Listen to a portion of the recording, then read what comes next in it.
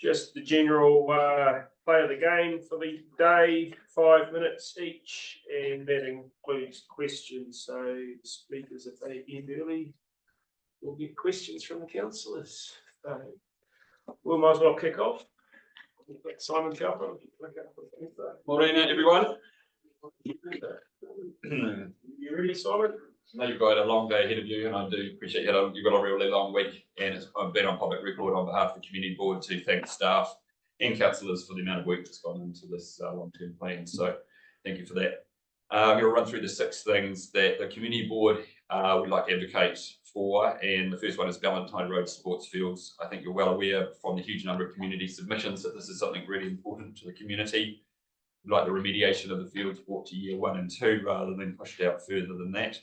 Why is that? We all know through the briefings that you've had that there's a huge community, a huge commercial opportunity here. There's soil that needs to go somewhere, and we have a hole that needs to fill it. We also really need to show, and we've done this with active transport in previous years, that when we get a groundswell of community consultation and support as a board and as elected members, I think we need to act on that. Otherwise, the whole credibility of a consultation process falls over. So I just encourage you to continue to show that consultation is effective. We don't believe that a trust us, the Valentine roads will work that out, the reforecast later in the year will work. I think we need to make sure that there's action actually happening at the moment, and it's not delayed to a reforecast. It has to be an actual long-term plan itself. There's an equity in investment in community services across Upper Clutha and Queenstown. In 10 years, it all balances out, but in the first 3 years, there's a huge inequity between what is spent in Queenstown and what is spent in Wānaka. So I'd encourage you to move that forward so it's more equitable over the first 3 years. The last couple of points I'll make around that is I'm not sure why it's a community services project. I really think it should be a property and infrastructure project. It was an old oxidation pond. I'm not sure why Ken's been lumped with this in his budget, to be honest. I think it should have been P&I, and I would suggest that's where maybe some moving around of projects could be to make sure that the funding is found there. You could always shorten the arterial by 3 or 4 metres and pay for the Valentine Road remediation. Wānaka Airport Master Planning, we're pleased to see that money is still in there, and I would just really encourage that that's prioritised for delivery, that strategic master planning process. Very strategic, believe that it should sit within the strategy team internally, but got conversations with Mike around that. But the community's changed significantly over the past 5 or 6 years, so I think that every individual in town needs to have the opportunity to express their views on the future of the airport, and that's what we'd like to see the master planning involve. And we believe that the community board can play a role as a conduit between the community and council and the airport about what the future holds for the airport. Sker Heights, as we know, there was a sale of Sker Heights lands many years ago. We'd like the community board to be more empowered about how that is spent. We're going to wait for the long-term plan to come about and see what major projects that the community wanted are unfunded, and we might look at trying to include those in the through the Sker Heights funding. Why it's important is that unfortunately when the land was sold, it was never ring-fenced, that money, so it's gone into general reserves. I would encourage you to keep some contingency within the debt headroom so that if we have a project that we're not the community is told we can't do it because there's no money, when that money was from land that was sold and for the community benefit. So maybe just a little bit of a comment there around the debt headroom. 3 other things in the time remaining. The Golf Course Road roundabout, encouraging staff to ensure that temporary roundabout that we push hard with Waka Kotahi for it to become a 4-way with the leg into 3 parks. That is a priority for us. The temporary one is better than nothing, but we'd like to see a full roundabout developed. We've been talking about lakefront development plan for a long time.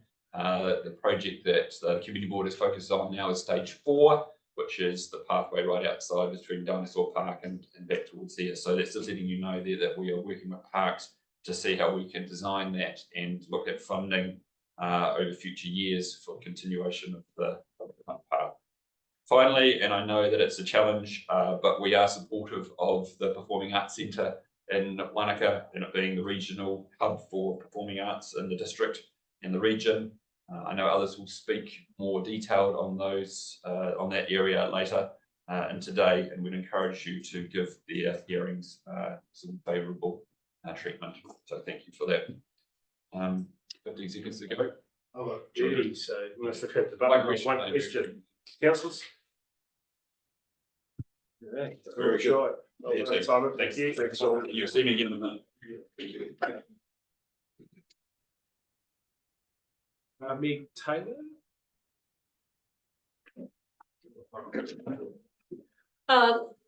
Yeah, I'm Meg Taylor, Chair of the Wānaka Stakeholders Group. So to begin with, we're pleased that there's been initiation of a master plan for Wānaka. We can see that there's 106,000 that's been put aside for the 24-25 financial year, and we're assuming that's funding for the master planning process, which is stated in the long-term plan. However, there are things that we're less happy with, and we'd like to emphasise that the Wānaka Airport is a critical strategic asset for the Upper Kutu community, and I don't think its importance is reflected in this draft long-term plan. We've got key concerns around the lack of financial detail, scarce information that's either omitted or scattered across multiple documents, and a general failure to highlight new plans for Wānaka Airport in the widely distributed consultation document. The financials provided in the draft long-term plan I describe as haphazard. Took quite a lot of putting them together to come up with a total sum, and give no one a useful view of the airport's projected financials. Capital expenditure is significant, over 11 million, or 19 million including unexplained capital debt repayment, certainly 11 million in capital expenditure. And there's only minimal information as to what justifies this major expenditure over the next few years. We only know from a budget provided to the Wānaka Airport Liaison Committee that Council envisages a projected 700% increase from landings between now and 2034. But where's this increase coming from? There's no explanation of this or income coming in from the airport in the long-term plan. Missing from the long-term plan is discussion or direct discussion of Part 139 aerodrome certification of the airport, which the Council has initiated. These certification costs are presumably driving the proposed long-term plan spend. We're certainly not disputing whether or not 139 certification is a good idea, but it commits the airport to significant future change in cost prior to master planning. And if Council are committed to it, then the full implications should be clearly laid out in the long-term plan. And who will conduct the master plan? If Council's default is Queenstown Airport Corporation, QAC is not the independent, uncompromised agency that should conduct this master planning process, especially given their fraught history of planning for jet airport capability at Wānaka. While QAC may provide useful input, master planning should not be a process curated by QAC or by its 24.9% shareholder, Auckland Airport. And we'd like to hear firm agreement from Council to this effect. A revised significance and engagement policy is part of the long-term plan. I think we could best call this window dressing. Above all, the Council needs to walk the talk, and the draft policy should commit to greater transparency, as Chris Finlayson has said in his just to be released report.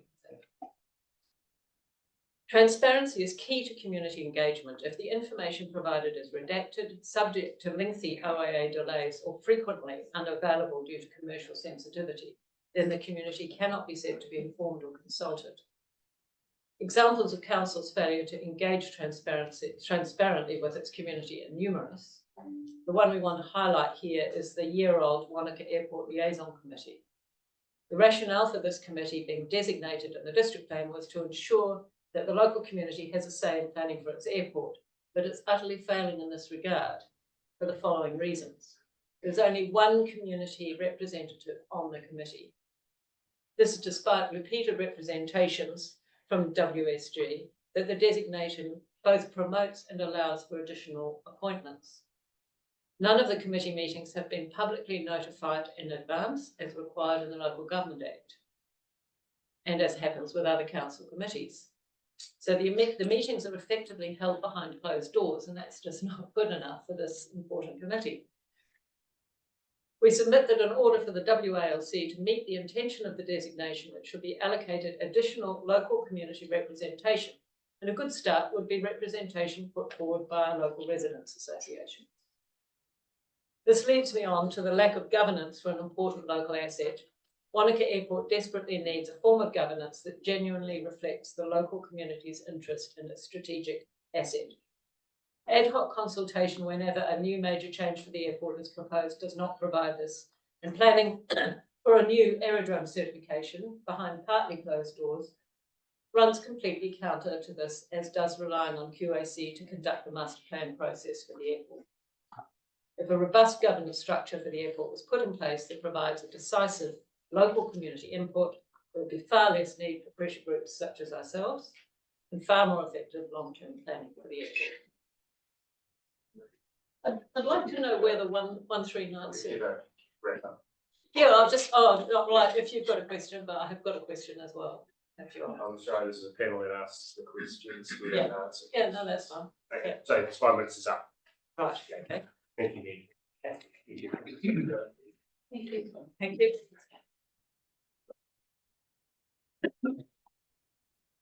Simon again. This is for active transport Wānaka. Absolutely, we'll stop meeting like this. I am speaking to you, and it won't take up too long. I'm speaking to you on behalf of all the members of the community that choose to walk or to bike. Shared paths are essential infrastructure. They are part of a transport network that gives people choice, that gives the network resilience, reduces congestion, and one that is symbiotic with public transport. Shared paths are climate action. Every person who chooses to bike rather than drive is supporting QLDC's climate strategy. Shared paths are equity.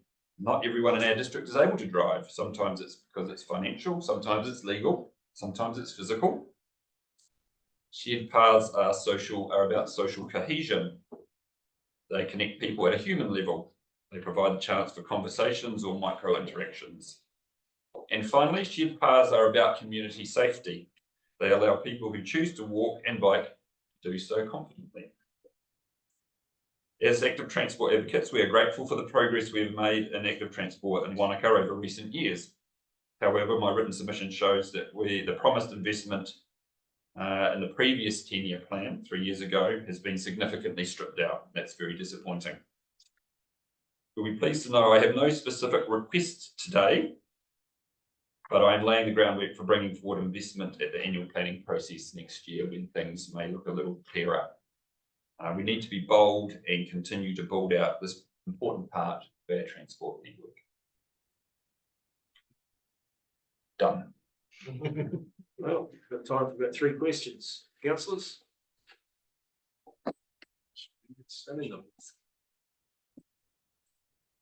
Thank you, Simon. Very good. Cheers, Dan.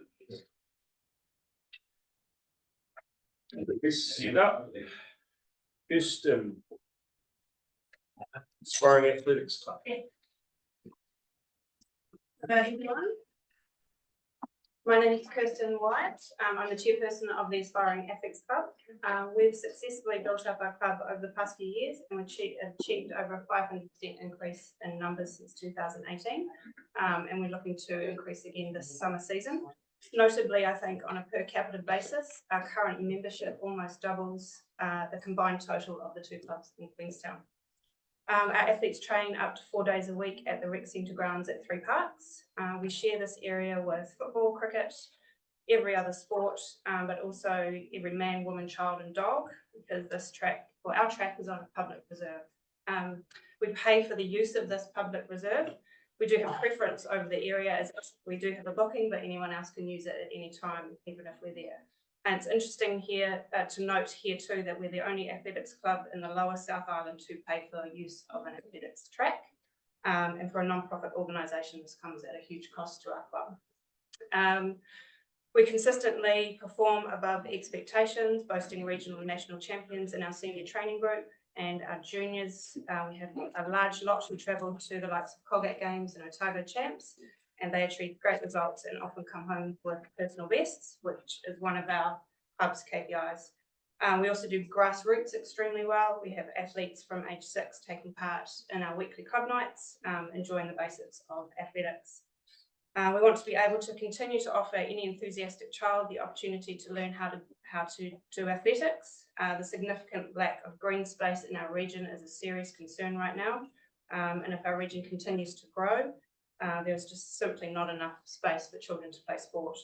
We've put forward our submission so that the council can focus their attention on the critical issue of the draft long-term plan, as this impacts everyone in the Upper Clutha. And I think, you know, in Wānaka, we boast a high-performance town with high-performance athletes, but the sad truth is we have low-performance sports facilities. How do we continue to encourage and grow high-performance athletes? So I think we collectively all have to up our game. I'm going to hand over to Barbara Beagle now. Barbara's a 1970 Commonwealth Games silver medalist, one of our head coaches. She's going to speak more detail about our submission. Hi, my name's Barbara Beagle and I was an international athlete at the age of 16. And I've assisted my husband Michael in coaching for nearly 50 years, producing 122 national champions and 50 international reps. Despite our efforts to provide local youth with opportunities to excel in this global sport, we face significant challenges due to inadequate sports field resources in the area. Our training is frequently disrupted by compromises and cancellations because of these limitations. I am puzzled as to why we are compelled to submit this response, especially since our concerns seemed adequately addressed in the existing long-term plan. The drastic changes in the latest draft of the Capital Works expenditure schedule raises several questions. Why has the draft schedule changed so drastically from the original long-term plan, which had already approved new sports facilities in Wānaka 3 years ago? Who is responsible for these changes? And this process feels like it's a fait accompli with no consultation. And how were these changes approved and the tendering processes for Queenstown projects initiated before the new draft plan has even been sanctioned by council? Our submission challenges the essence of the entire process, the why, the who, and the how. The revised draft schedule represents a significant shift from the original plan, undermining the urgent needs of the Wānaka community. Our club's key concerns are as follows. In the original schedule, the Wānaka Multi-Sports Hub at Valentine Road was scheduled to commence in year 1.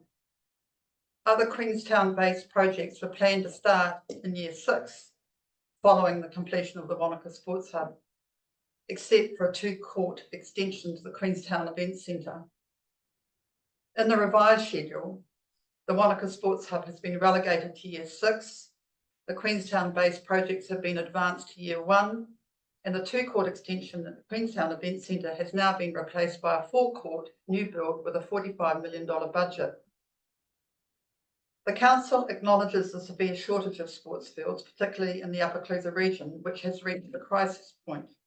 Yet the revised schedule fails to address this urgent issue. Wānaka's sports fields are inadequate, suffering from poor maintenance and excessive use, which poses health and safety risks. The Wānaka Multi-Sports Hub project was prioritised based on a district-wide consultation and was deemed top priority in the current long-term plan. The demand on existing facilities has only increased, making the project more urgent than before. An all-weather synthetic athletics track is a crucial component of the hub, essential for effective training in local competitions, as the nearest all-weather surface for athletes is a 540-kilometre return journey away. The recent reallocation of priorities in this draft document, favouring multiple Queenstown projects, has unjustly sidelined Wānaka and exacerbated the ongoing sports field crisis. Despite the council's claim of impartiality, recent reports and actions suggest a predetermined bias. An article in the ODT highlighted the $45 million budget allocated to Queenstown projects, with tenders already in progress well before the submission deadline. This raises concern about the transparency of the decision-making process. This intended, unexplained change in the project priorities undermines the integrity of the submission review. It appears decisions have been made prior to considering these submissions, indicating a Queenstown-centric bias and effectively disenfranchising Wānaka in the process. A report from the Neutral Local Government Commission criticised the council for deepening the divide between Queenstown and Wānaka. Their report states recent council decisions have promoted a very real fracture between Queenstown and Wānaka, and they must do better. The prioritisation of Queenstown developments at the expense of Wānaka project has only exacerbates this divide. We urge the council to reconsider these recent changes and restore the original schedule. The development of the Wānaka Sports Hub must be reinstated to address the urgent need for a quality multi-sports facility. This facility should cater to sports such as football, athletics and cricket, which require all weather surfaces along with quality ancillary infrastructure. Restoring this project will not only meet the immediate needs, but also help heal the rift between Queenstown and Wānaka and show the council's genuine desire to do better. The youth and ratepayers of Wānaka deserve fair and equitable treatment. Our submission emphasises the urgency of correcting the draft capital works schedule and expenditure distribution. The large number of submissions against this draft plan underscores the need for this revision, and the council must address these issues and uphold its commitment to be transparent, displaying the integrity that Wānaka expects from its governing body. Thank you. Bang on time, so thank you All right. very much. Bang on time. Thank you very much. Thank you. Thank you. Wānaka AFC, Rob? Hi everyone. Thomas. So I'm Rob Norman. I'm speaking on behalf of Wānaka AFC, a volunteer-run community sport club. We continue to have significant player growth year on year, with well over 500 junior members and over 60 senior members, making us one of the largest football clubs in the South Island. I'm talking in regards to our submission on page 587. We strongly support the Valentine Road Sport Field and open space development and urge the council to find a way to include this project in the long-term plan, start date no later than 2025-2026. The ongoing challenge we face is a lack of sports field for the player numbers. The fields we do have are of a poor quality, compounded by the lack of facilities in the Upper district. As a club, we enjoy travelling over the hill to Queenstown. The playing fields and facilities there are great. Unfortunately, our fields and facilities in the Upper are nowhere near that level. Every year we have the same challenges of the playing fields turning to mud, and then we have restricted use of the fields being closed. And each year we face the same issue and no solution for the following year. I've been involved with Wānaka Football Club for 9 years. I'm a parent of 3 junior members and as a player in the senior social space and a committee member during that time as well. As a club, we have multiple conversations each year in the past, whether it's been with Thunes Close, Simon Battrick, his team members, or Sport Otago. We complete QLDC feedback surveys on our needs and our player numbers, but still no improvements to our fields or our facilities. I would like to read you a section from an article in the ODT that was written on the 8th of September 2011. The headline was, "Plea to set land aside for football." Wānaka football officials are urging Queenstown Lake District Council to make more provisions for their rapidly growing sport before it becomes too late and available land is permanently lost to other development. Wānaka Football Club President Rudy Sanders asked the council to consider buying additional land for football at Willow Ridge 3 Park subdivision, where the planned Wānaka sports facility is being built. It's quite obvious that the planned site is going to be too small for the future, Mr. Sanders said. However, Deputy Mayor Lyle Cox said the council did not have any justification to buy more land at 3 Parks, considering how much we've already got around the area. It would be more appropriate to look at developing other council land, Mr. Cox said. The QLDC project manager, Ken Gosmet, said the Wānaka facility original plans indicated 1 full-size pitch and a junior field, 5-hectare site. We knew from the outset that we couldn't fit everything on this site that the community desired, Mr. Gossett said. We're certainly aware of the needs of soccer, the success of soccer in Wānaka, and the high commitment and participation in soccer, but we can't meet their needs on that site. So that was an article in 2011, knowing 3 Parks wouldn't meet our needs, and yet 13 years later, here we are. What we need is a sports facility that has capabilities to support the Upper Clutha residents, ratepayers and families, a sport facility that is fit for purpose, financial funding that takes into account actual player numbers and membership, and it's not just for football, it's also required for cricket, athletics, netball and other sports. As a club, Wānaka AFC has one floodlit training area for our 560 members, and each year within 8 weeks of the season starting, that training field turns to mud. Whilst we advise the QLDC that the solution is a floodlit full-size football turf that can handle high usage, and we require additional fields. The current fields and facilities are nowhere near fit for purpose. Funding needs to be fast-tracked and yet included for additional sport fields and a full-size turf. We would very much appreciate your action, please. That's on behalf of Wānaka AFC, and I thank you for your time. Thank you, Rob. Questions? One question.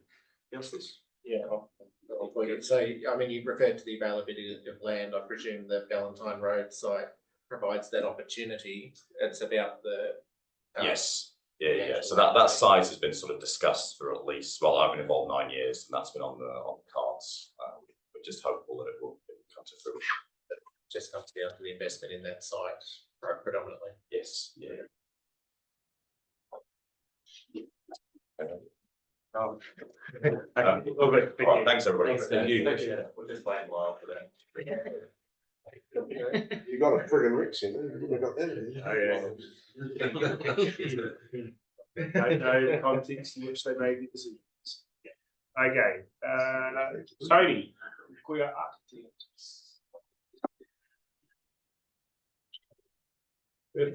Lawrence, do you mind coming 5 minutes? Oh, thank you. Whenever you're ready, it's just 5 minutes. There we go.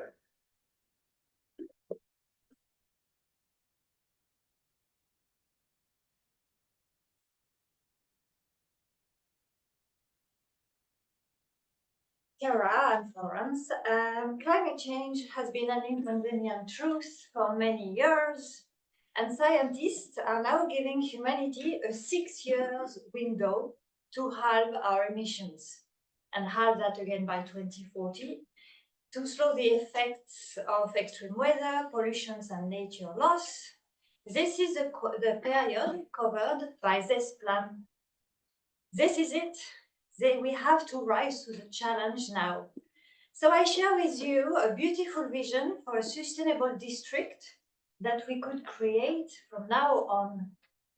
Everything we do, invest, regulate, must create a low carbon society and regenerate our environment. Or do we continue business as usual and leave a shit place to our children? Imagine what you will tell your grandchildren if you choose to continue to condone economic growth with rules that exploit the land for profit and unhealthy, polluted living environments, nature degradation and fossil fuels extraction.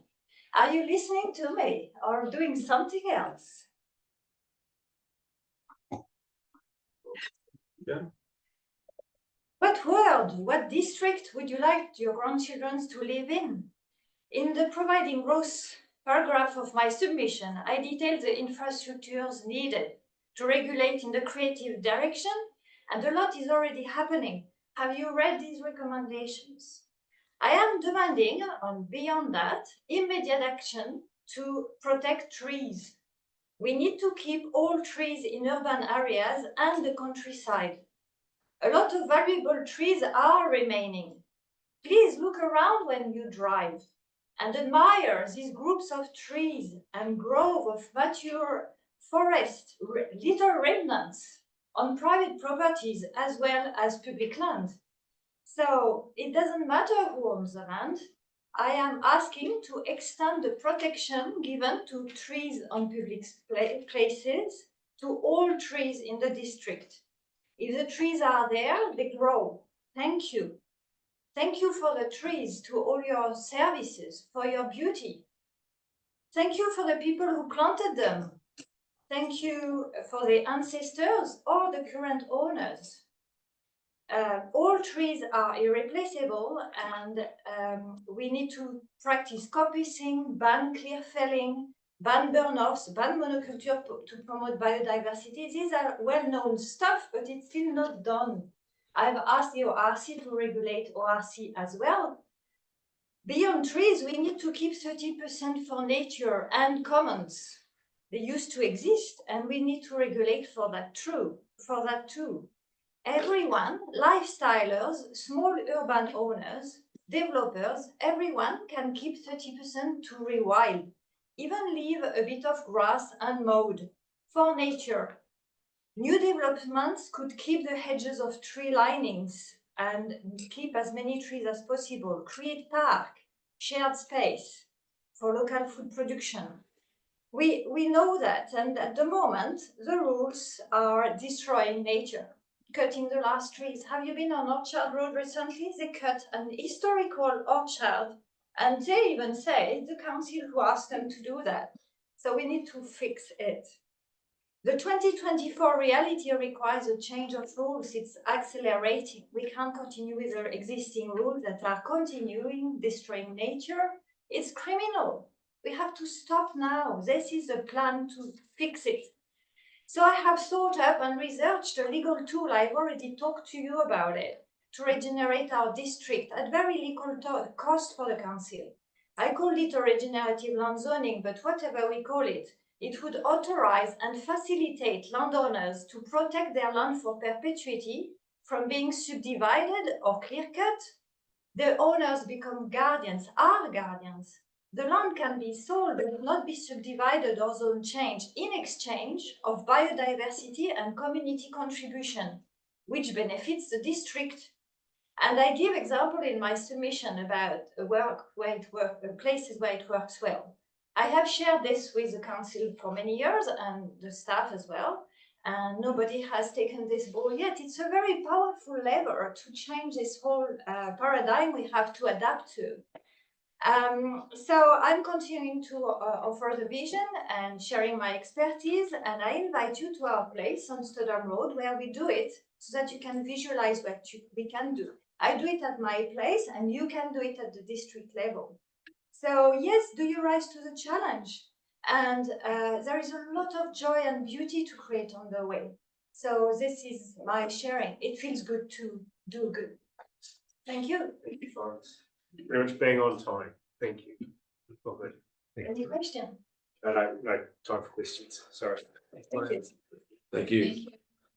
We'll go back to Tony. Hasn't walked in the room while Florence is speaking. No. Richard Boyd.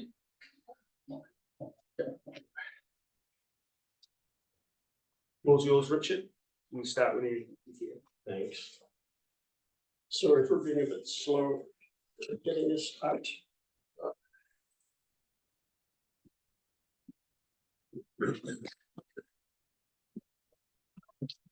Thanks for the opportunity to speak today. I assume you've all read my submission. It's pretty clear. I guess I'd just like to go over a few things and I guess raise a couple of points that I would like you to think about. I am a local resident. I've lived in Wānaka for 25 years. And for that entire period, I've been a regular user of the facilities up at the snow farm in the area that's now QLDC Reserve. And I use the area both in the winter for skiing and in the summer for biking and for fishing. My submission is really aimed at trying to get QLDC to put some investment into what is an amazing public facility. I realize that the Pisa Alpine Charitable Trust manages the area, but it's primarily been interested in winter sports, but there's also quite a few of us that use the area in the summer. In the entire time that I've been out there, and certainly since QLDC has taken over ownership of the land, there's been no investment by QLDC in any facilities up there. And at the very minimum, what public need are public toilets, a shelter, and water. And I'll go into each of those points. I don't know how many of you might have been up at the snow farm on Sunday for the new for the new base building opening by Snow Farm. And I'm sure you would have had the opportunity if you wanted to use the portaloos that are up there in the winter. They're not great facilities. My wife has great difficulty spending much time up there because she wants to go home to use the facilities that we have in a slightly nicer environment in town. So there are no public toilets up there, and the only toilets that are there only in the winter when Snow Farm is operating and those portaloos are removed. So if you're a public member, a local resident, you go up there in the summer, there's no facility. In the past, when Snow Farm had the opportunity for leased space in the proving ground building, there were toilets available 12 months a year, but now there are only toilets in the winter, and they're not great. Public shelter, I've been up there in the past when the roads suddenly closed. You cannot leave because of a blizzard or other weather event, and you're stuck up there for hours and hours. And that could occur even in the periods when the Snow Farm isn't operating. So again, there are no toilets, there's no public shelter available. The proving ground isn't available to the public at all. So you're left with no facilities, and the Snow Farm building is locked up and closed up in the summer. Water, there's no water available up there for the public. It is a family-friendly area, unlike the what are now increasingly expensive downhill ski areas at Treble Cone and Cardrona. Snow Farm in the winter is a nice family-friendly environment. It's reasonably priced, and it's much more conducive to families with young children. They do need a place to shelter if the weather turns bad. I think there's a lot of opportunity for greater use by visitors and tourists if there are facilities up there. Certainly, if we look at last Thursday, when Cardrona, for example, was closed to, the road was closed to extra people, and no more ski passes were being sold. A lot of those visitors come over and investigate what's available on the other side of the valley up at Snow Farm. I think if there were public facilities, it would add to the experience of visitors to the area. I guess that's really all I've got to say to add to my written submission. I think those of us that use the area both in the winter and the summer really see a need for QLDC to look at the longer term and begin to invest into some of what we consider to be basic public facilities. And it is a public reserve. Thank you very much. Thank you, Richard, you're being on time. Brilliant. Thank you. Thank you. Okay, so Tony at the walk in. Michael, are you happy to be 5 minutes earlier? No problem. Thank you. I'd rather be sitting here than where you are. Having just read the ADT and crux. Okay. So you've never attended a meeting, so you then hasn't received that. Don't lies. Are you ready, Michael? 5 minutes. Thank you very much. Well, I only want 3 because I want questions. I've spoken to you all previously on behalf of who I represent. Right. Good morning. I'm Michael Slivey. I'm chairman of the Wānaka Arts and Culture Charitable Trust. And thank you for this opportunity to say a few words to you again. Our request is that you can include us in the long-term plan from 2027 onwards. The project that we are embarking on is to build a Lakes District state-of-the-art performance and visual arts facility in Wānaka. You know about this, but I'll just refresh. It's a 500-seat high-quality theatre incorporating best-of-class acoustics and sight lines, large stage, retractable seating, and quality backstage facilities. 120-seat rehearsal black box theatre with the same characteristics. A visual art gallery which will house a digital display space showcasing Kaitahu history and other stories of the region going back. A large foyer with supporting ticket office, complete with recognition wall for key patrons and large benefactor donors, and an outdoor performance space. The feasibility study has been internationally recognised. It's a legacy project for the future economic and social well-being of our community. The cost in about $2,032 is 70 million. That's not the cost to you because we will raise 30 million.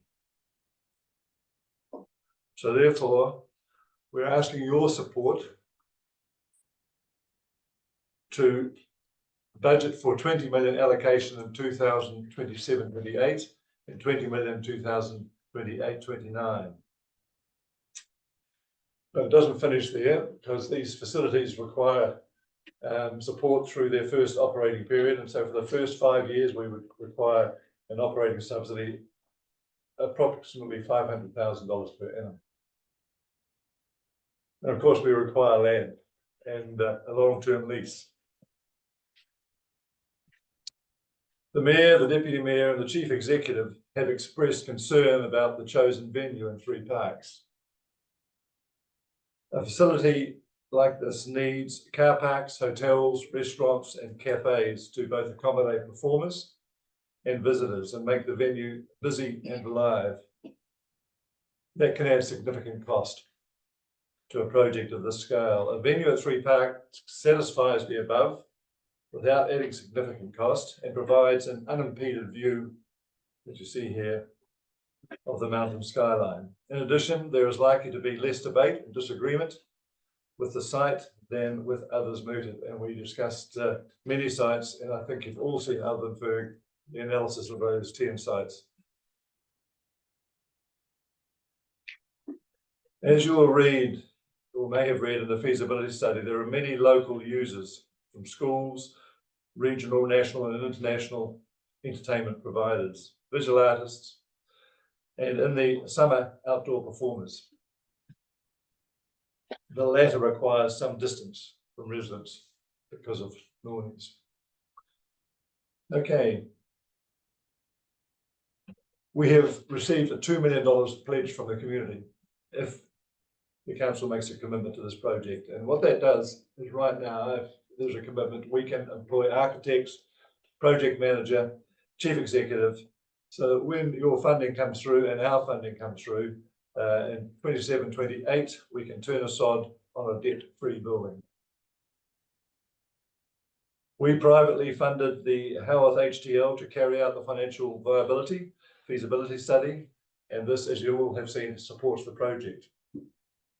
On completion, our intention is that this facility is owned by council and the trust will provide the operational management. Wānaka is growing quickly. A new state-of-the-art cultural and educational facility that would keep pace with the growth would be a superb addition to Wānaka and the larger Queenstown Lakes region. It would satisfy a need that already exists, and that will grow dramatically and rapidly over the coming years. We believe that supporting this project represents an opportunity to invest in the future of our region, and that should not be missed. I'll just finish on one comment. Forsyth Bar Stadium in 2011 in Dunedin cost $223 million. Christchurch are building the same stadium almost exactly in 2024, and it's costing them $700 million. Thank you very much. Michael, Any questions? we're on our time. I have done 3 minutes.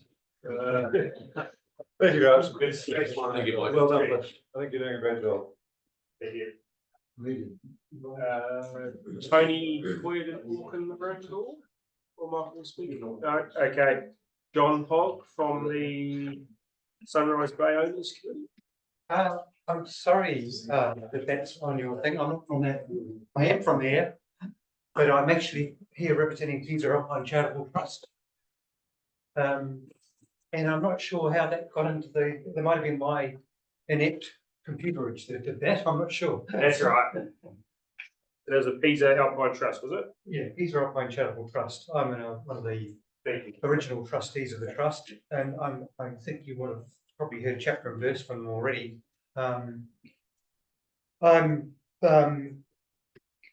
Just here, I'm going to probably focus on the toilet proposal that we're looking for in particular, which is a cost of $300,000.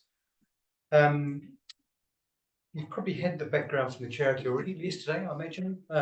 It's a 297 hectare recreational reserve owned by QLDC that Pat, as a charity, runs under a 99-year lease with the council. The aims are, to promote safe, enjoyable use of the Wire Irrigation Reserve for health, recreational, and sporting purposes, and to promote education among schools, universities, and other public groups. It's also the main facilitator for access to the Pisa Conservation Area, which is a 23,000 hectare dock estate that borders the QLDC Reserve. Previously, we've been living happily in a building owned by Southern Hemisphere Proving Ground. We thought that probably one day that might come to us due to a historical right of first refusal that we've got over that building. Due to a change in their operations, they basically evicted us in 2022, and that has led to the need that we're talking about today. Previously, they provided the toilets, shelter in emergencies, all that came through their building. Without that access to the lodge, there are currently no toilets or shelter. Well, there is now shelter, we've built a shelter, but there are no toilets available to the public. And over the last 2 winters, we have provided portaloos to support our winter activities. However, the need is for an all-year-round toilet facility. And in particular, we've been forced by our own success a wee bit because our summer usage has increased 330% over the last 4 years compared to the last pre-COVID summer. The growth will continue to grow exponentially, we believe, due to e-bikers and as these trails become better known. So it's the summer usage that's the real issue. Also, of course, we are the access point for the conservation estate, which does get very well used in summer. I think it's probably the only QLDC reserve that's in the position of not having, of that size and nature, of not having a toilet at the main access point.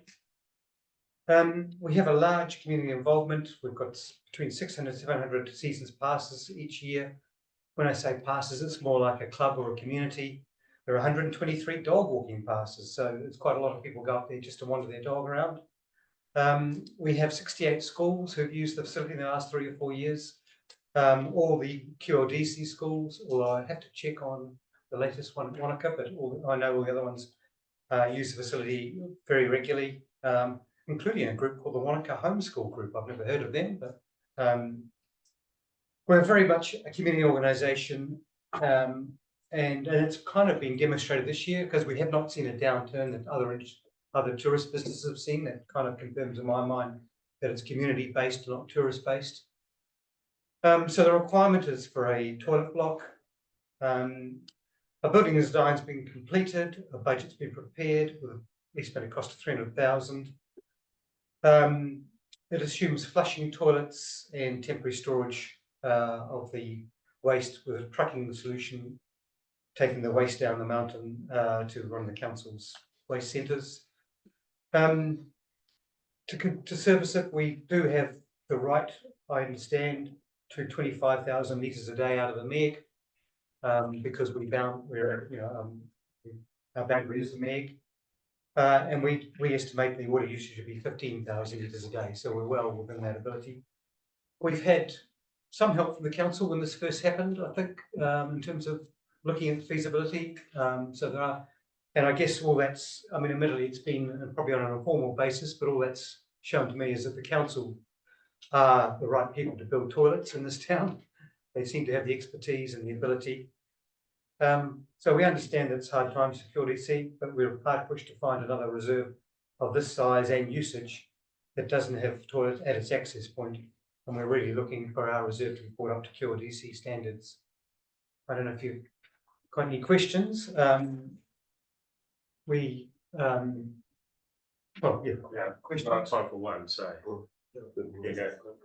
Are you familiar with Exelus that we use in different places, like on the Wānaka lakefront here, the one at the end of McDougall Street or the end of Dungarvan Street? They're sort of a prefabricated toilet block. Yes. Would that type of thing work in that case, do you think? I think anything would work, to be honest, but I'm not sure that what we've offered is any different to that, what we've suggested. I suppose I'm just thinking out loud is that if council were to find a way to provide an Exelus, would you guys be able to install it and operate it and provide the infrastructure? The operating costs. Well, the issue for us is that a lot of the operating costs come from access to council waste centres, and it would depend a lot on whether the council would pass on those benefits to us. Worth exploring that. Yeah. Thank you. Thanks for your time. Right. Thank Okay. you. All right. Appreciate it.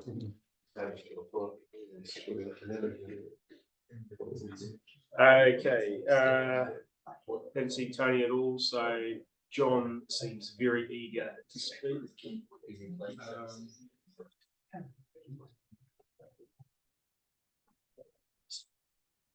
You, John? Morning, thank you for the opportunity to speak to my submission. I do appreciate all the work that council staff and councils have put into this, so thank you for that. I know you have a lot of submissions to consider, so I'll focus on the key points of mine. I believe the Upper Clutha has spoken loudly and clearly on the need to provide additional sports facilities. It's also clear that the need for new sports facilities is a district-wide challenge. I understand the council's financial constraints in preparing this LTP, and effectively the first 3 years of the plan are very much focused on keeping the lights on, rather than delivering what the community desires. This has resulted in these projects being located in the latter part of the plan. And although it's vital that these projects we wish to see developed are included in the long-term plan, anything in years 4 to 10 is always subject to change. And when the next LTP is prepared in 3 years' time. Now, a great example of this is the Ballantyne Road sports facilities. These are complicated by the need to remediate the site before development can be actioned. And like Simon, I do question why this is a cost of community services rather than property and infrastructure. Funding was allocated in the previous LTP for years 1, 2 and 3, totaling 5.6 million. And in an ideal world, that would have been completed this year. As is often the case though, this funding was reallocated to other projects and there's been very little action on the site. I understand that there is a possibility for this remediation work could be brought forward to year 1 of the plan, the new plan, and would strongly urge you to find a way to make this happen. This at least will make the site usable, if only informally. At the moment, it's totally unusable and has been unusable for years. What follows on from this though is the development of the site itself. In the last long-term plan, just under $10 million was allocated to develop these fields in the years 24-25, 25-26, and 26-27. In the same previous long-term plan, there was no allocation for sports fields at Ladies Mile, and the first substantial works of approximately 10 million, the same amount, was proposed for the Queenstown Event Centre in 26-27. This meant that in theory, the Ballantyne Road sports fields would have been substantially developed before the work started on the Queenstown Event Centre. Now look at the current long-term plan. From being the first project to be completed previously, the Ballantyne Road sports fields will now be the last substantially after the substantially increased works at the event centre and a new project at Ladies Mile. So from being the first cab off the rank, it's now the last. Now I understand the need to delay projects as a result of the current financial conditions, but not why the project that was planned to be the first completed is now the last. Now all 3 projects are clearly needed as a matter of urgency.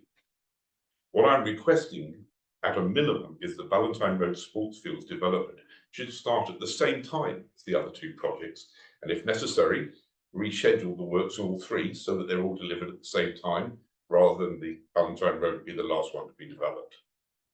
Now, this ties in with my analysis of the community funding of the Upper Clutha Basin over the 10-year period, which was very much concentrated in the last part of the 10-year plan, rather than being equitably spread throughout the whole 10 years. By bringing forward the Valentine Road Sportsfield development to start at the same time as Ladies Mile and the event centre, it restores equability to the development of the facilities across the district. It helps rebalance the ward distribution of community funding over the term of the plan, and as a bonus, reduces the perception to the Upper Clutha community that their needs are secondary to those of the Wānaka Basin. Thank you for your attention to the matter, and I hope you'll listen to the very clear Upper Clutha community's opinion and desires in this matter. Time for one question, councillors. Very good. You've made yourself pretty clear. Okay, John. Just checking, is Tony Coyer from Coyer Architects here? No. Okay, Roger Deacon, Nordic Ski Club. Sorry, this is, I'm the Snow Farm member, and I don't want to repeat anything John Hogg has very ably said. It's just talk about small help for toilets up here. We don't need hot tubs, we don't need anything fancy, something as suggested would be perfect. My kids work in Cedar, it's been an excellent facility, they've been there a long time. And so it is very much a community thing run by lots of volunteers. We are a poor country, perhaps, but the current facilities don't really add up. We try our best to be inclusive and welcoming for babies, kids, the elderly, the unwell, those alternately able, the disabled. Many visitors turn sick when they're faced with a wall of shit houses and then get to the top of the hill. There are loos on the field, they're 4 to 6 k's away, so it's a bit hard for a lot of people. I didn't realise we were going to get into deep debt to where we are now. So this is perhaps something we really need. I haven't brought a picture, it doesn't really effectively record the smell. Summer is coming, our loo's closed then, I've got no idea what happens next. Thank you very much for listening, and good luck with your job. Questions fired at you, because you've got a fair bit of time, or are you open to them? I can say it again and make sense. But no. Questions, councillors? Through the chair. So you're Nordic Ski Club. Yeah. Well, we had a submission yesterday of another activity up there, and he's suggesting that I'm not sure how who actually encourages the management between all the different groups. Is there any coordination between the Nordic Ski Club and all the other users up there? He talked about quite a number of them, and he's suggesting maybe there need to be a forum formed to actually get greater emphasis on what is actually needed up there. So I know we're hearing about toilets and shelter, but it's just more the general management of the area. Is it the trust that does it, or do you have another group below that? No, we don't. I think we're a relatively incoherent bunch. We take anybody, whether they have skis, snowshoes, kites, whatever, doesn't matter. There's plenty of people who just come up and walk. They're all entirely welcome. Thank you. Thank you very much. Thank you. I think that answers the packs and the lead up there. That the ski club provide a lot of the volunteer resource because they're the sort of users. Okay, So we'll keep moving along. Aaron Wilson from the Aspiring. It's now Aspiring, isn't it? That's why I'm college. Yeah. Yeah, Nick. 5 minutes. Yeah, thank you very much. Hey, thank you very much for allowing me to speak in person on a submission I made. As the coach of the first 15 girls team and the junior team at Mount Aspiring College, we really heavily rely on the infrastructure of the rugby club in town to allow us to train and play, basically due to the lack of facilities to host matches. So all of the girls' games are played in the evenings as well, which is a scheduling thing, but again, it's just the lack of facilities dictate that. And all this is done at the good grace of the rugby club, and obviously that's a council facility. But it's getting increasingly difficult for teams to play. Currently, there's 2 grounds for adult rugby in Upper Clutha that we can access for 20 junior teams, 2 adult teams, and 4 school teams. So we desperately need more fields, and a long-awaited lights upgrade, which has been budgeted but hasn't been completed. We need that to go ahead. The Lakes District Council, in my opinion, has sort of a long history of underinvestment in sports fields and facilities in the Upper Clutha district. And to say the swimming pool and the hockey turf would be classic examples of facilities that probably are not fit for current state or for future growth. Likewise, I see the rugby facilities and grounds are currently the same. So I wish to speak in support of the upgrade of the lots down at the showgrounds and with the rugby ground, as well as also just some reconsenting which needs to be done to see the shift a driveway so we can potentially host 2 other grounds here, which would alleviate some of the problems. But that's pretty much all I'm coming from, just as a volunteer and just seeing what I see now. And so moving forward, I think most of the submissions I've seen and heard today have the same tenor and the same sort of tone. And everyone understands it's tough times, but there are some decisions that can be made that will have long-lasting impacts, which would be super positive for this region, outside of the politics. So I just really like to thank you guys for listening to me this morning. I have any questions. It's probably a pretty tight topic, so there's probably not a lot, but yeah, I can appreciate your time.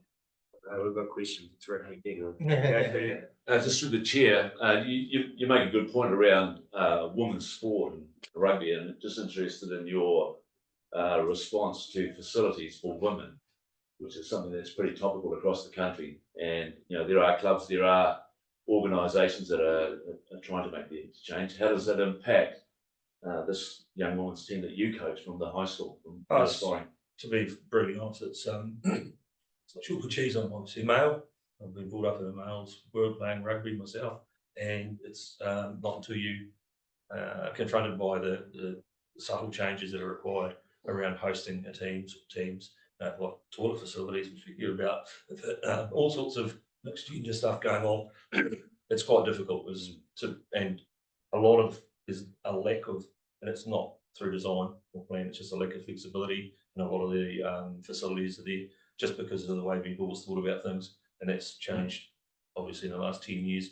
And women's sport, which is in general is massive, it's not going away. And I think message to answer your question would be that a bit of flexibility in thinking about how we approach those things, would be the key. You're not going to get a perfect solution for everyone, but you need to be able to have flexibility in that design facilities, I think. Right. You've got one more. Thanks, Barry. Thanks, through the chair. Can you give us an indication? I've got a 6-year-old granddaughter who's an enthusiastic rugby player. Can you give us an indication of the number of teams and players? Well, there's at least 250 children playing what they call year 11. So basically before you go up to middle scoring. And so I can't give you the breakdown on how many of those will be the ripper, but there's a considerable amount that spew out of the Pembroke Park. And which is excellent use of the facilities in my view. It's what the spaces are designed for. But I think the pinch point is we always try and keep people engaged in sport, which is a positive, I think, for the community.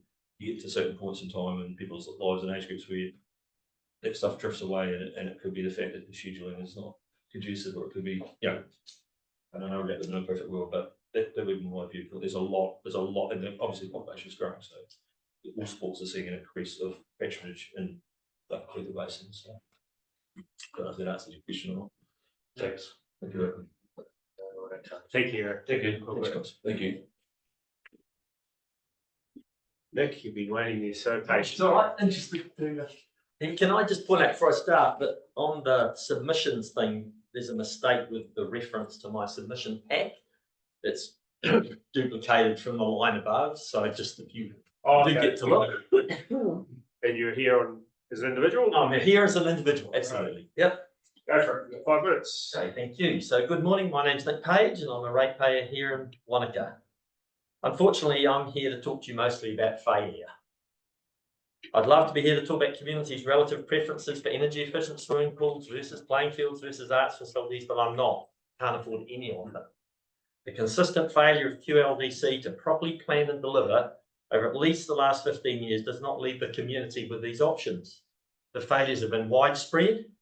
The repeated failure of every past LTP and spatial plan to realistically predict growth. The failure of every past LTP to realistically forecast council expenditure and council debt. The repeated failure of council to deliver projects on time and on budget. The failure of council to recognise its own failings and to act to correct them. These failures have been evident for a long time and have been consistent and repeated and seem to be systematically rooted in council's operations. In my written submission, I cite many examples of these failures.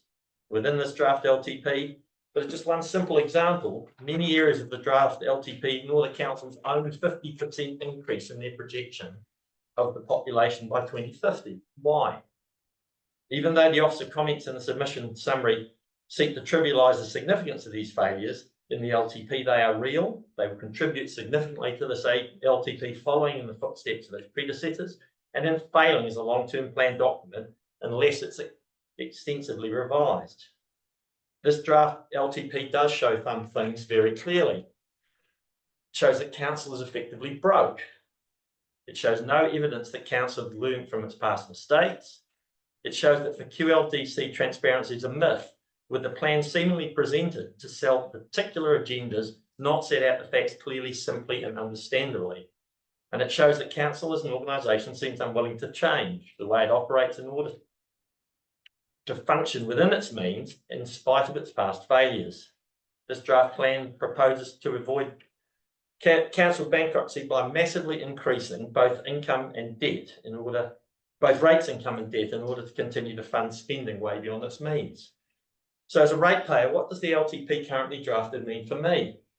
It means an astonishing 75% increase in my rates over the next 5 years. And those higher rates then continuing forever. It means council will take on ever-increasing debt and is never planning to pay any of it off, even though it can barely service it. It means that council is planning to allow no real capacity for risk in the future. It means there is no way we can afford what's currently in the plan, let alone all the nice extras that the community want. So many submitters would like them, there's just no money there. Overall, it means a future that is less desirable at a much higher cost. As I've illustrated in my written submission, the draft LTP is full of inconsistencies and bad assumptions. Neither sets out nor follows a consistent view of growth. It allows dangerously minimum provision for risk. It does not make growth pay for growth, instead proposing to burden us existing ratepayers with a 75% rates increase over the next 5 years. This draft LTP is a 400-page recipe for continued failure. To change that, it needs to be revised from the bottom up. I share every resident's desire to make our district better, but I do not have the desire to see this done at any cost, ignoring reality and spending ever more money we do not have on bureaucracy and projects we cannot afford, which is what this draft LTP amounts to. Please, councillors, break the history of failed planning that has led to so much failed delivery. Send this draft plan back for a full rethink and revision. Don't just try and patch over the cracks tomorrow and then pretend it'll be all okay. It won't be. History tells us it won't be. We need better planning, better delivery, and better recognition of risk. We need less expenditure, less rates rises, less borrowing, and less bureaucracy. We need a council that delivers, not perpetuates its past failures. And first and foremost, to do that, we need a much better quality long-term plan and one that we can actually see delivered. I've sat here this morning and listened to people saying it was in the plan for 2022, it was in the plan for 24, it was in the plan for 26. That trend is just going to continue. We need a plan that people can say in 10 years' time, I can rely on what this plan says. Can't do that with this document at the moment. Thanks very much. 20 seconds if anyone wants to. Yeah, I'll go. Okay, one. So yeah, you said that needs to change from the bottom up.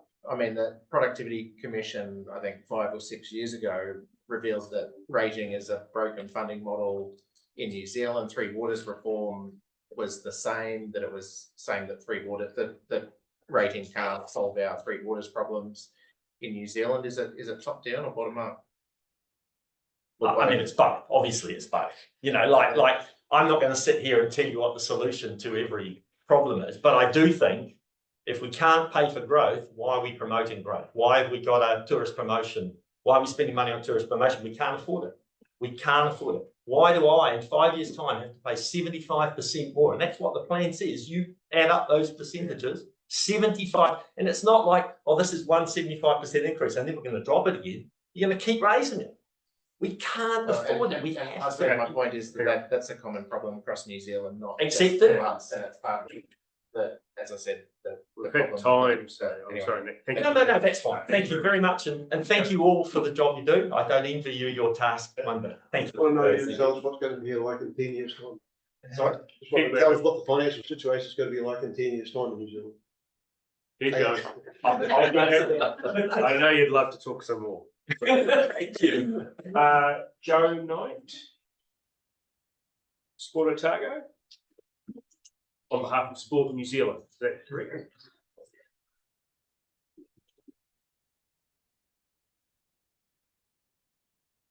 5 minutes when you read.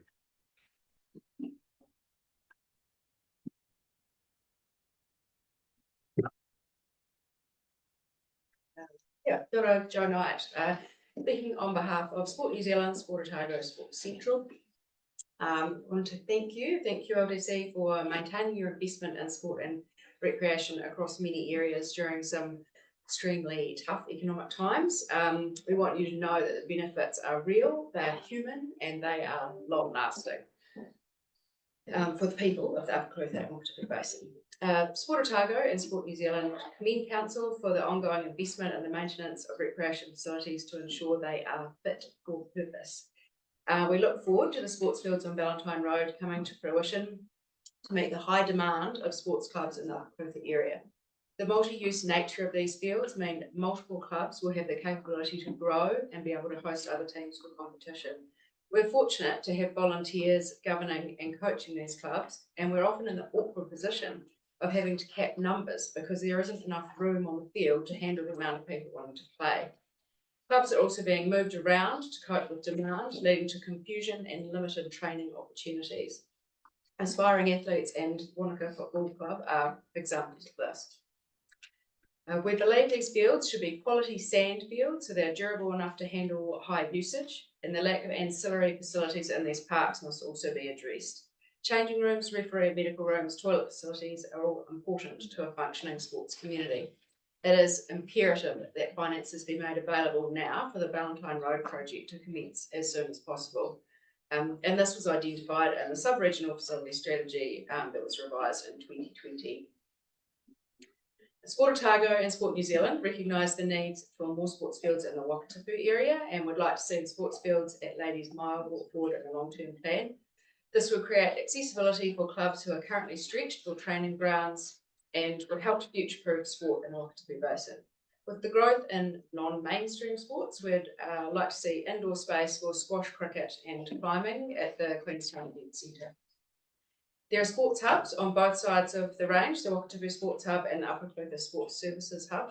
Sport Otago and Sport New Zealand are appreciative of QLDC's support for these hubs. They are vital in uniting sports clubs as a collective and working towards increasing shared use projects, services and facilities.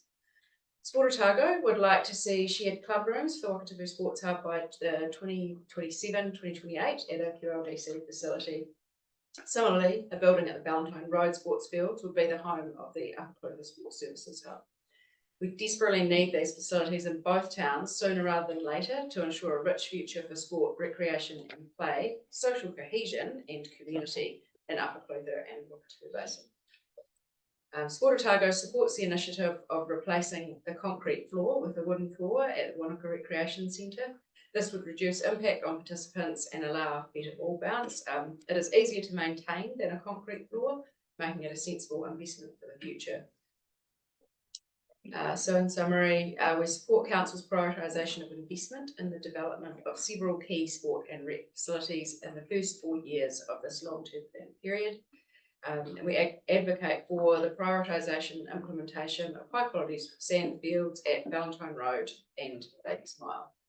And the continued maintenance of sports fields to at least the current level. Continued allocation of Patara Aspiring Central lease for sport and physical activity outcomes beyond 2032, and the holding of sport and recreation fees and charges at current levels. Yeah, and that's from me. Joe, we've got a minute, so any questions, councillors? None at all. Thank you very much. Yep. Thank you, Joe. Okay, so we're at morning tea time, unless Tony from Koya Architects has come into the room. No, not at all. We'll just keep going and do 2 more if we can. Is Claire Elton here on the Upper Quaker Sports Services Hub. No. Whitney Thurlow. No. Okay, oh geez, getting deep now. Lane Wigman? No. Okay, we'll take a break. Back at 11:45, councillors.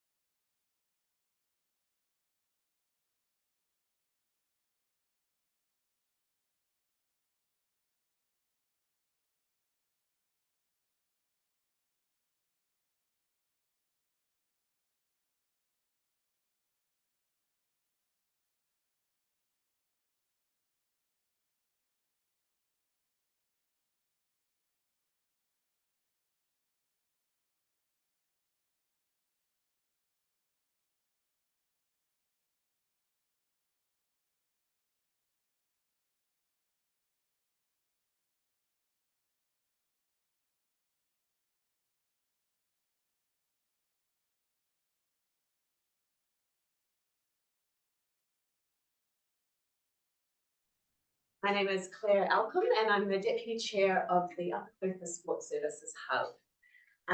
Just presenting on behalf of our Chair, Glenn Peach, who can't be here today. And just wanted to start off with a big thanks for the opportunity to submit on the QLDC long-term plan. The Upper Clutha Sports Services Hub is a newly formed not-for-profit organisation established to provide support to our wide variety of volunteer sport and recreation clubs across the district. Our aim is to provide coordinated services and advocacy to support our clubs, to enable more efficient and cost-effective delivery, increased high-quality participation experiences, and to help contribute to the overall health and well-being of our community. We are incredibly supportive of QLDC's Vision Beyond 2050, and in particular, the pillar of thriving people. Creating a community with a strong heart and whānau roots that run deep really resonates true in this district. We believe that access to sport and recreation opportunities and facilities is critical to the health and well-being of our people and is a key component of a thriving community. Our submission to the long-term plan supports a number of other submissions that you will have heard today and will hear later on today. And we want to provide a collective voice and a collaborative approach to the improvement of multi-purpose, all-weather, high-quality facilities for our sport and recreation participants. There are 3 key points in our submission that I just want to reiterate today. First of all, we are very supportive of the development of the Valentine Road Sports Hub facility, but we ask that the funding for this project be brought forward to the earlier part of the long-term plan, starting no later than the 2025-26 year. We believe this facility will enable and support the function and growth of our sporting clubs across the district, including football, athletics and cricket, but also a wide number of other codes and activities. Secondly, we support the installation of sprung wooden floors in the Wānaka Recreation Centre. Again, this is critical to the health and well-being of our sports participants, reducing the risk of injury and increasing opportunities for further participation. And we would like to see this in the plan for the 2026-27 year. And then finally, we encourage council to prioritise the expansion of the Wānaka Recreation Centre. We believe this expansion is critical to support the growth and expansion of our population in this region. The benefits of these developments will impact over 2,400 of our current participants across a range of codes, including football, cricket, athletics, hockey, netball, basketball, and rugby, not to mention a huge number of social and informal participants. We believe that these enhancements will allow our region to better cater for our growing population. Planting the seeds now will prepare us for a future where everyone has access to high quality sports and recreation facilities. We also want this to be the most accessible barrier-free district in New Zealand for all people.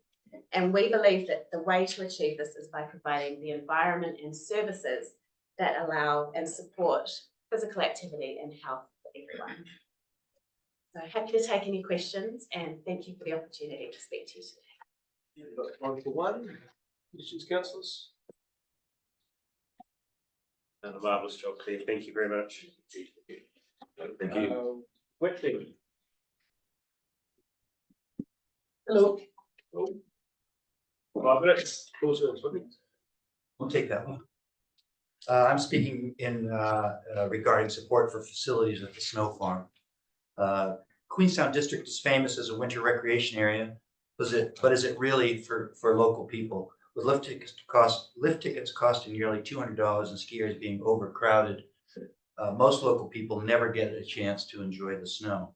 Skiers do not want people coming up and enjoying sledding or walking in the snow. They don't want you to come up and play in the snow with your kids. That's not what the ski areas are for at all. So in the skiing capital of New Zealand, enjoying snow is really limited to a narrow segment of people who want to pay massive amounts of money for equipment, have a ski lift drag them to the top, and then fang off down the hill at high speed, surrounded by hundreds of other people doing the same thing.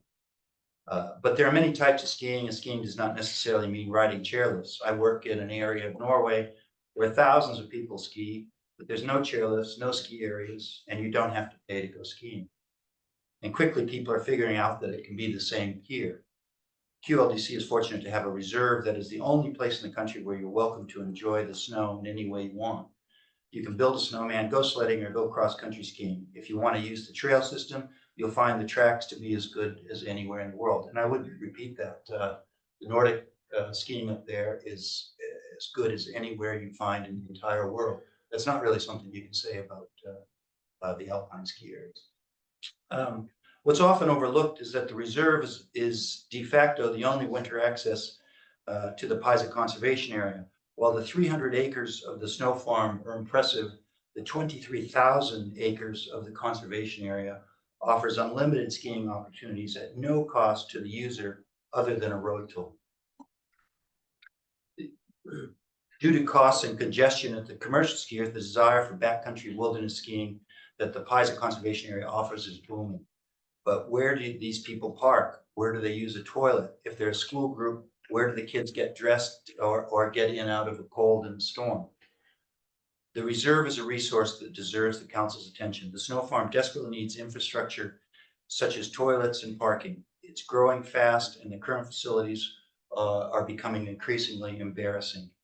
The charitable trust does an incredible job of keeping the wheels turning, and they've raised millions of dollars to do that, but the cost will never be met by getting contributions from families who want to build a snowman or go cross-country skiing. This is the jewel of Southern Lake skiing. More and more people will be coming to the snow farm. They deserve better than an overflowing porta potty. Any questions? Questions, councillors? One, two. Thank you, Whitney. Thank you. Thank you, Whitney. Blaine. Wānaka Cricket Club. Okay. Thank you, Blaine.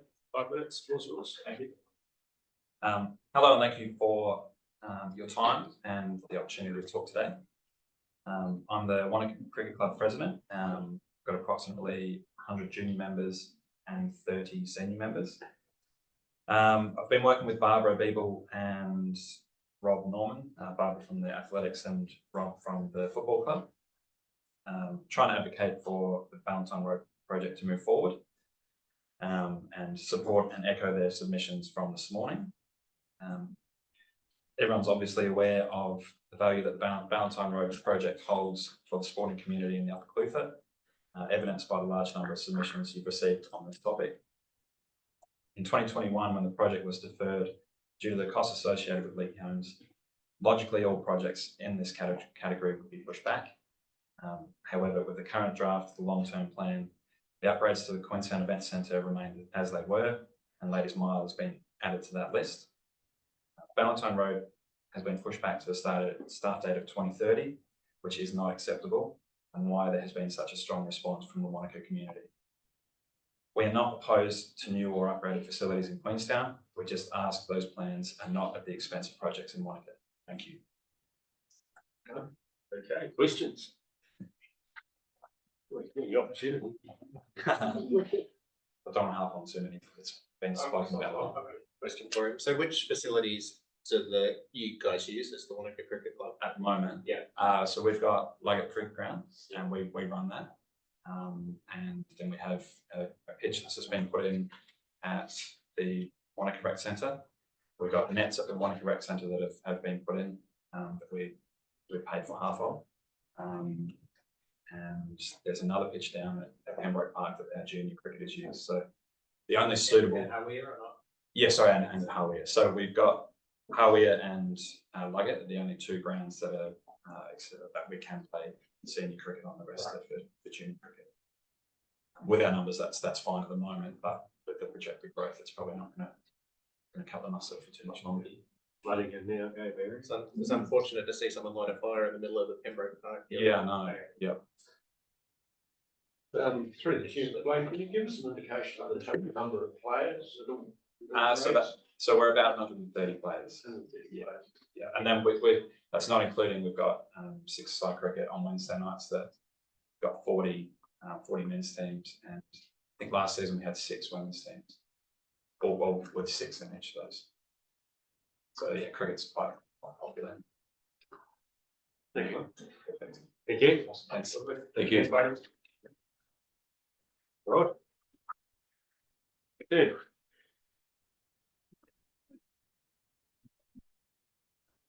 Right, you can do it. Morning all. G'day, Rod. Those that don't know me, I'm Rod Anderson from Wānaka. I guess everybody has got the submission before them or have seen it, so I'm not going to run through all that again. All your details, but I just like to thank you for considering the submission and giving me the time just to say a couple of words about it. And it is obviously very much concerned to the Luggett community, our water supply. Council experts have commented on this issue in the past, but I'm afraid I do not think enough emphasis has been placed on the area that we live in, necessitating greater irrigation, or the ongoing assurances from council representatives that we would not have water restrictions. In closing, a QLDC employee who was well respected by the Luggett community, and I understand by councillors as well, said to us at a meeting concerning the siting of the new hall and the demolition of the hard court area, that council would not ever reduce the level of service to the Luggett village. I feel that in respect to the water supply, that level of service has been reduced, and I endeavoured to provide evidence of that in my previous communications to you all. That's about all I have to say, but I'm very prepared to try and answer any questions that you have. Questions, councillors?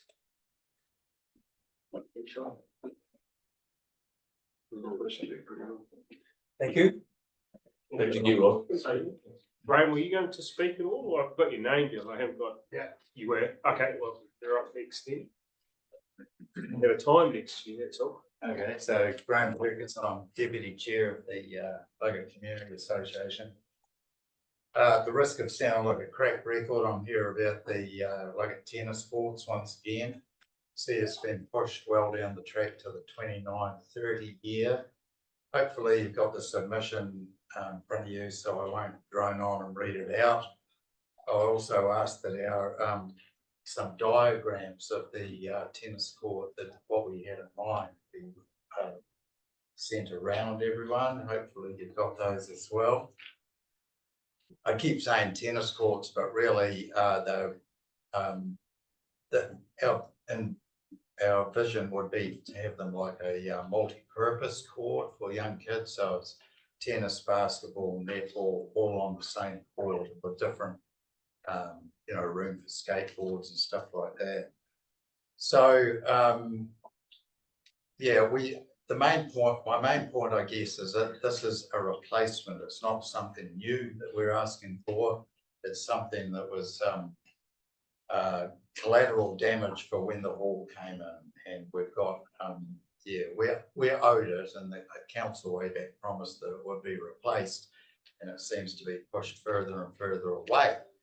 And the main reason we'd like it done in a hurry is because we're a growing town. We've got a lot of young families here. We've got kids coming up into the teen age, and so there's a social impact. I mean, parents have to drive them into town we've got no facility there.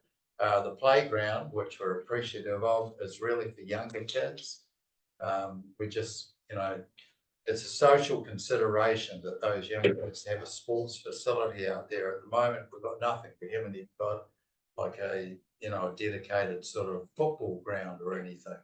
So for all those reasons, we'd like you to seriously consider bringing that forward so that we can have it sooner than later. And that's my spiel. Thank you. Questions? To the chair, thank you. Good to see you, Graham.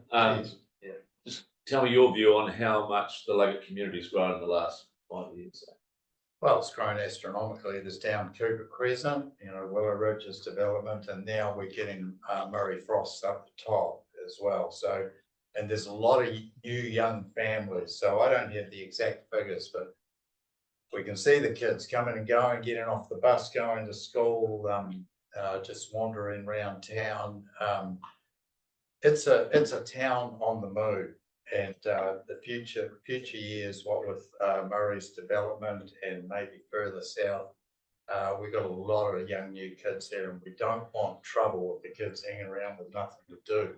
So, and we feel like a good sports facility such as this new tennis court really help settle things down. Thank you. Yeah, thanks, Graham. Okay, quick one there, Barry. Through the chair, Graham, where would you see the location of? Well, I think Murray is open to having it down and near the river on the King Road. If it's a consideration that we have to wait years more because of a hold up in the development, there's also the end of King Road, which is, I don't know who, you know, it's sort of like always been no man's land, but there's a huge area down there, which has real good potential for the facility. And there's also up on the reserve on Luggett Heights, there's an awful lot of land up there. So it's not an issue of where to put it, I don't think. There's plenty of room. We just need to get it cracking. Thanks, Graham. Okay. All good. Thank you. Jan. Hi, well, I'm also from Luggett and on the Community Association. My name's Jan Piggott. Just in regards to the growth, when we used to do mail outs, we would give 120, we would have to put 120 leaflets into letterboxes, and now it's 440. So that's kind of the number of houses increase that have gone on in Luggett recently. And I just wanted to add to Rod's discussion about the water. I just wanted to reinforce the fact that we had over 100 attendees at our Shaping for the Future meetings, and water was over and above everything else, like 3 times more than anything else a concern for the community. So that was the dependability, the quality, but also the potential restrictions which are going to be probably going to have to happen in the summer. So that was really the biggest concern of the community. But I really wanted to talk today about the fact that there's no way of not driving your car from Luggett to Wānaka. So the cycle track, I think, needs to be prioritised. I see that you're going to put 6.7 million over the next 10 years, but it needs to be sooner than 10 years if it's going to have any impact. So that's what I'm coming to talk to. We really need some way we can cycle from Luggett. There is no taxis. There's no way of going except taking your car. So that was the first thing, and if it's possible to even bring something forward, even to get up the Cutting. So the Cutting is completely unsafe.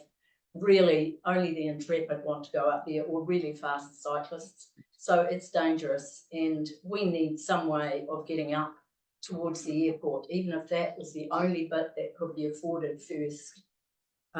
That's what I'd like to see. So that's really it. Right, some questions if you. Oh, yeah. want to take them. Yeah. Hi, through the chair. Yeah, you mentioned the Shaping Our Future then. What was the response for how many people expected to ride bikes in from Luggett to Wānaka based on the Shaping Our Future activity? People were in favour of it. There was no consensus. You know, there was no specific research on it or numbers. Was there any indication with a preference for cycle versus public transport? No, people were keen to have something which was public transport.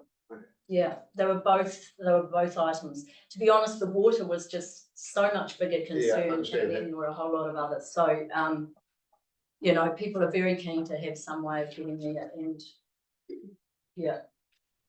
Thank you. Thank you, Jen. Thank you. Great, thanks. Thank you. Helen. I think this one's your personal one. Yes. And then you got Willow Ridge after that. Okay. 5 minutes for each, and I went double up. 5 minutes or something. Over to you. Good afternoon, it's 1 minute past 12. Been running early. This is a couple of points that I'd like to make from me personally. The first one is the ceiling of Ruby Island Road. It's sort of become, well, the only way to get to the lake between Roy's Bay and Glenview Bay is via Ruby Island Road. So it's become hugely busy. I'm a neighbour there, and we've been doing quite a lot of work to beautify that area, but it's just a huge dust issue through the summer, which isn't helping the native revegetation I'm working on. And it's also a huge silt issue into the lake. And I've just been in another matter with the Guardians this morning, and they are quite concerned about sediment, and there's a huge amount of sediment that runs straight down Ruby Island Road into the lake, so you get quite a plume. And it would be good, it would be quite an insignificant cost to tidy that up. I think it's one of perhaps the busiest unsealed road left in the township. It sort of gets forgotten about. And I'd certainly be keen to support it financially as well. The next one is the Wānaka Performing Arts and Culture Centre. I'm one of the trustees of it, and it's a big project. It's very visionary, and I know council's got a lot of pressures on the budgets that it's got, but it's actually, there's an incredible amount of support that WACT has, and there's some incredibly good talent on the board, on the trustees, and led by Michael Sidey. And I know these people aren't going to be around forever and keen to keep promoting this project. So I think it's a project that's not going to have the private support in the future that it's got now. And I think there should be hopefully there's some way of using that private support to help create a truly amazing project for not just Wānaka, but the whole area. The last one, I saved the most important one to last. It would be good to have a small budget in the plan to normalise Wānaka's speed limits. I've called it a failed social experiment, and let's blame the last government for that. But it wasn't really their fault. But it would be good to just have the centre of town 30, centre of Three Parks 30, around schools 30, put everything else back to 50, and when you're coming into town along Cardrona Road, make it 70, just like any other town in New Zealand, because it's very confusing at the moment, and the only people that are winning are the police cameras, which are taking full advantage of the artificial speed limit situation. And it won't cost you much to, you won't even need to consult on it, you just need to change the signs, and there'll be the old signs you probably put into storage that you could put back. Right, I'm going to open the floor to Alan's personal submission. Got any questions? Oh, yeah. We'll go Cody. There's Cody. Hi. In your submission, you mentioned the cable line extension as being brought forward. I'm aware that there was a. Oh, that's the next one. That's the next one. Oh, okay. I'll wait till Yeah, we'll have a go at the Ruby Island Road then. How much are you going to contribute to the ceiling of Ruby Island Road? 50%. 50%, okay. Well, yeah, we know that. I'll even do it ourselves, but I just think that it would be the amount of traffic is unbelievable. That goes, well, you'll know if you're a good neighbour. Goes up and down there, and the amount of cars, the amount of boats, it's probably a pretty important one. We hold you to that 50%. And we could, yes, and we could tidy up the shoulders of the road at the same time, so we protect the lake. That would please the Guardians. So it's only a minor project, but it'll be a good one. Alan, right, then roll on to your second one if you want to. Okay, I won't repeat myself, but obviously Willow Ridge has been around for a while, 30-year anniversary. So we've seen the town grow a lot.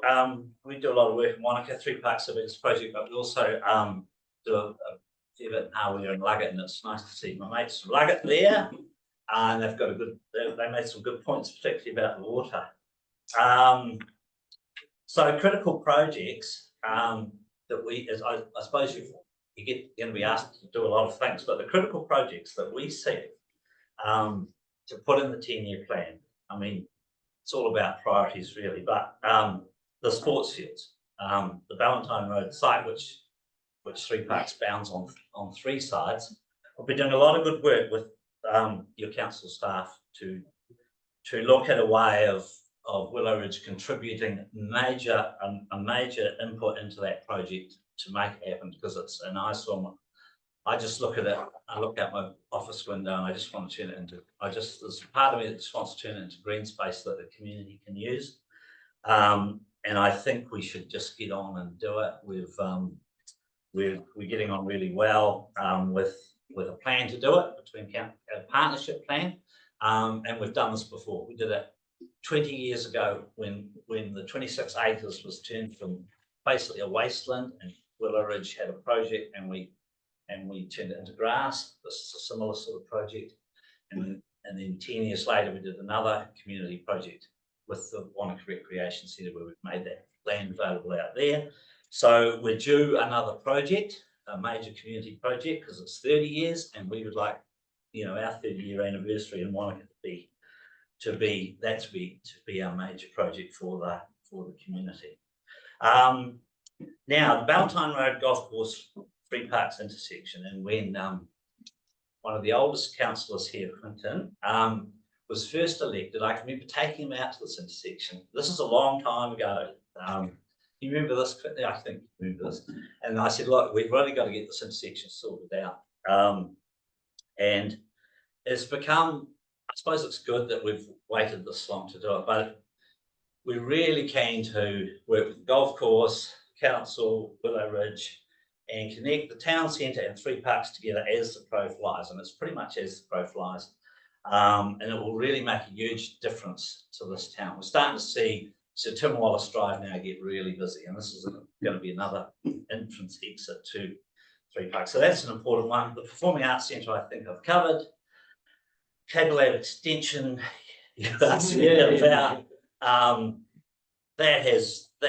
just got to go ahead. I mean, Hawea, if you looked at a town that's got the worst town planning ever in the history of towns in New Zealand, it's Hawea. It's just got that. And I like the fact that you have done your town planning exercise and want to do something about it.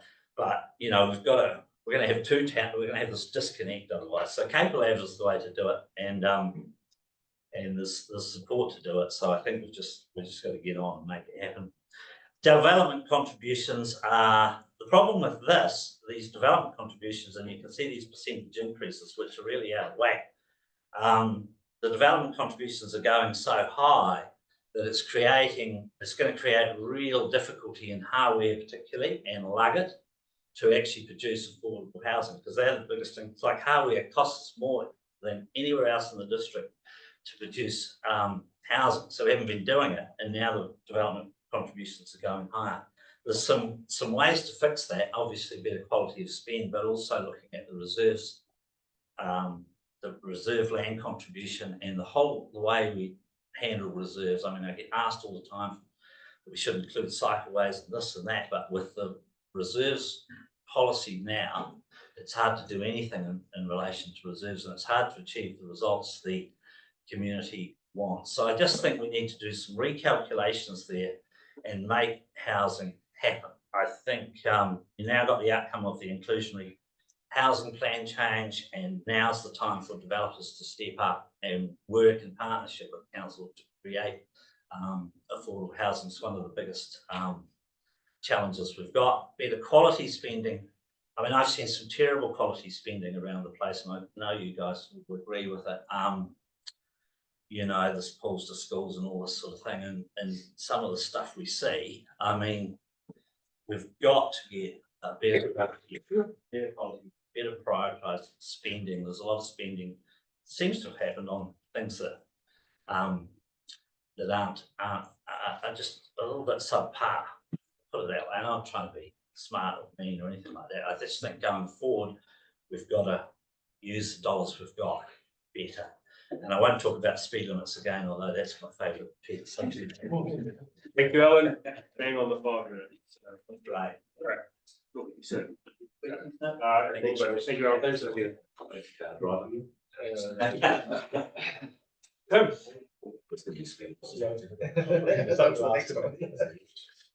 Afternoon all. My submission is basically asking that council's long-term plan makes provision to follow through with something that you've already started. A bit of background, in April of last year, we met with the mayor and the CEO in Cardrona. One of our periodic meetings, we expressed concern that the community in Cardrona was feeling a little forgotten. There were things, council projects that hadn't been finished, things that weren't being maintained, things that have broken and hadn't been replaced. And so we asked if they had any objection to us bringing the community together to collate their concerns, to assign some priorities, to come up with ideas. What follows was a series of 6 or 7 community meetings and workshops over the next 3 months. Some of them, we had more than 60% of the population of the Cardrona Valley turned up. That in itself was a great process. And the end product was a document that you should have received as part of my submission, the Cardrona Community 2050 Vision. I'm not going to talk to all of that because we don't have 3 hours. And most of the things that are in here are either underway or are subject to different approval processes and funding streams. I would like to draw your attention to what we're referring at the moment as the pump station that's on page 11 of our document. This came about as a result of Council's Blue-Green Networks initiative, which I've got to say is awesome. Thank you very much. We identified that the southern part of the Cardrona village needed another reserve, and there was a piece of unused council land there. It's the old pump station and wastewater disposal site that has been for years a gravel dumping ground. We approached council about having this, using this as a reserve, and thank you very much. It's going through the process at the moment of being changed from fee simple to reserve status. The piece of land is arguably larger than you'd need for a reserve for a small community. But in addition to complying with the Blue-Green Networks initiative, it has the potential to fix a few other problems in Cardrona. One key one is the lack of a public transport hub. We don't have anywhere safe for the school bus pick up and drop off, for the public transport coming through from Queenstown. Woefully inadequate parking in the community. All we've really got is the pub's car park. The road, as you know, is very busy and it's too narrow to have parking on the sides. So this piece of land, in addition to complying with Blue-Green Networks, gives us room for parking. It also gives us room for the future potential public amenities as the population grows. All we are asking is that the long-term plan simply makes provision to follow through. We're not in a position to come up with detailed numbers because you haven't gone through the status project yet. And that can't happen I guess until it's officially a reserve and your parks people can start work.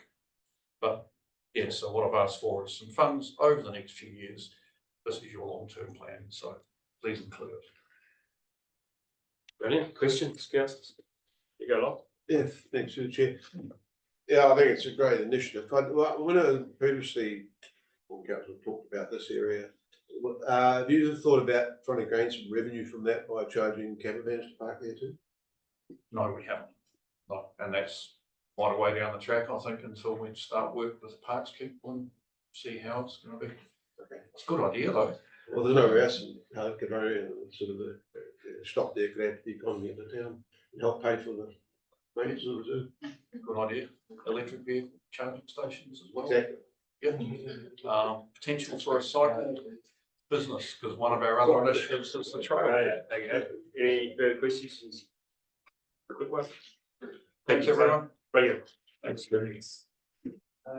Jules. That's for our netball club. Sorry, coming out of COVID.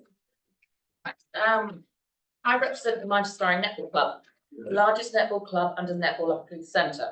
I'm also on the executive committee for the Netball Upper Clutha. Firstly, thank you for taking the time to read and take note of the content of our submission prior to the hearing today. As such, I won't reread my submission, but highlight our concerns. We have 240 players from Holy Family and Mount Sparring College aged between 11 and 18 years old. We have 16 adult coaches, 22 student coaches, and manage 31 training sessions over a three-day period. This year, we hosted teams from Rockatipu in a Central Lakes season-long competition for our Year 9 and 10 players. Next year, Wānaka will host teams from Cromwell, Alex, Queenstown and Arrowtown for our Year 7 to 10 age group. Court surfaces. It's well known that the current court surface was installed at the rec centre was reduced in surface depth prior to install from the original specified and budgeted court due to cost overruns and the need to save money. This has led to a surface that, whilst functional, is not safe. We urgently request that the planned installation of a wooden floor remains in the budget and is installed prior to the proposed time. A wooden floor is safe to play on and prevents injuries. In turn, it is also safer for umpires. We're extremely grateful the council has invested in the schools to pools pathway system, but there's little point spending money on getting the users there safely if council cannot keep them safe and injury-free whilst using the facility. This leads me on to court space facilities. We and other sports are running out of availability of court space at the rec centre to play games, and in turn other sports. It's great the schools to pools pathway system gets courts, but again, not much use if we're low on court space. We as a club advocate for increased funding for additional indoor courts to be built at the Wānaka Rec Centre within the next 5 years to accommodate our growing community and address the current facility limitations. We are grateful for council's lease of the aspiring central facility, but this is a short-term venture with an 8-year lease, of which we're already approximately 2 years into this. The aspiring central facility is suitable for years 7 to 10 to play in netball, but no older. As I don't see many of your netball courts, I'll fill you in. Aspiring Central isn't suitable for seniors to play on, as the court space and surrounding runoff area isn't big enough and can only be deemed as a training facility for senior players. Senior players are taller, have longer strides, and it's a faster game. There's no runoff space for players or umpires. Take a look, they run into a concrete wall. Netball, like other sports, is in tough competition for court space for both training and playing. This season, our club alone needed to provide 31 training sessions of an hour each, and these needed to be crammed into the space of 3 days before or after school, as games occur on Thursdays, Fridays and Saturdays, with netball training rules, Netball New Zealand training rules stating there should be a rest period between training and playing to prevent injuries. The outdoor courts at the rec centre are not usable when it's wet. It's been raining or the courts are frozen or thawing. It's not safe for a netballer as they slide. Hockey players have a suitable shoe. Not a great situation when netball is an autumn and winter sport. The Mount Aspiring College courts have the same challenges for training and playing, including no outdoor lighting, which means they can only be used until 5 PM. Not a good scenario when our coaches work. The school gym is full every day. To grow the sport and skills levels of netball in the area, we need to host weekend or week-long tournaments between other teams within the lower South Island, bringing more money to the town. To put it simply, our club alone has grown by 6 teams in a 4-year period. This doesn't sound a lot, but to do the maths, every 2 teams in the competition need 1 additional court and 1 extra hour of court space to play a game of netball, let alone the 1 hour of training required. Very tricky when we only have 4 courts to play on. We advocate for increased funding to extend the indoor courts at the rec centre. While speaking, don't waste money on expensive consultants to undertake a business analysis. Come to the users of the clubs and ask us to give you information. That way the money can be put into the facilities instead. We don't need a fancy facility, an award-winning facility. We need a shed with wooden courts. That's all we need. Thank you, Jules. Bang on. Okay. Thank you. Thank you. Oliver. Timing. Wānaka Pride and a little bit of probably personal things as well, but I'll get onto it. Thank you, Kira Koto. I'm Ollie. I'm the Festival Director of Wānaka Pride. We'll get to what Pride want slightly later on, but as myself, as a local, I'm going to start at the top with our strategic plans. I'm going to leave this to a rhetorical question for you. Why are we spending money on strategy development if this is hardly referenced throughout the LPT? The Welcome Community Strategy is mentioned a couple of times in these documents, yet the Creativity, Culture and Heritage Strategy in partnership with the Three Lakes Cultural Trust, something that QLDC spent a large amount of money on, is just mentioned once. This strategy was developed to diversify the local economy. Going back to the long-term plan, that is mentioned in there. That's what we want to do as a council. Moving on, the debt and the future financial risk. The increase in debt for QLDC is unsustainable. $1 billion by 2034, up to $50,000 per household. With current interest rates affecting the operational budgets of the council and the significant assumptions risk assessment rating having higher interest rates as a high risk, this is something that our future generations, future councillors and youth will have to face. So why raise the debt limits in a time of uncertainty? Is this ensuring we're here for the future? This coupled with the high risk that valuations continue to exceed the BERL predictions on the local level, will place increased cost pressures on insurance depreciation and affordability. These are quotes taken from the long-term plan supporting document. This could be a significant and may adversely affect the ability of the council to set rates at a level that's affordable to the community. Our community can't afford it at the moment. We can't afford to eat properly. We can't afford to heat our houses properly. We can't afford the looming electrical crisis that is coming around the corner. Remember, one of your strategic, or one of our QLDC strategic investment priorities is to build resilience and ability to adapt to the future. We can't be resilient if we've got no money in our back pockets. Where will your residents find the money that they need to pay the bills, looming electricity prices, higher rates, higher food costs, and stagnation in wages? This will not help a creative, thriving town centre. This will not provide the growth or improve housing affordability, all things that the long-term plan wants to achieve. Will I personally ever be able to afford a house in Wānaka? Or will I continue to rent in Wānaka? Or will Wānaka be my home for the next 10 years, the next 20 or 30? That's the question to us all. Who can afford to live in Wānaka at the moment? Moving on, this is more about the pride side, and I'm going to start talking about some community services and facilities. The long-term plan does not have a huge amount of detail in regards to the spending and plans for our community facilities. Wānaka have asked for an arts and event centre. We've got a trust set up to do that. I can't find where in the long-term plan where that sits, so I can't actually see if we're going to get that at all. We have currently got this centre here that we're sat in right now. This is a wedding venue, a conferencing venue, a stage show, a meeting room, a concert venue, a slightly outdoor venue. This, unfortunately, isn't one specific space. So we're just trying to do too much with too little room. How can we have a commercial concert go on in our local town as in the same space that we're trying to sell as a wedding? We're trying to do too much with a facility that doesn't do anything for any of them.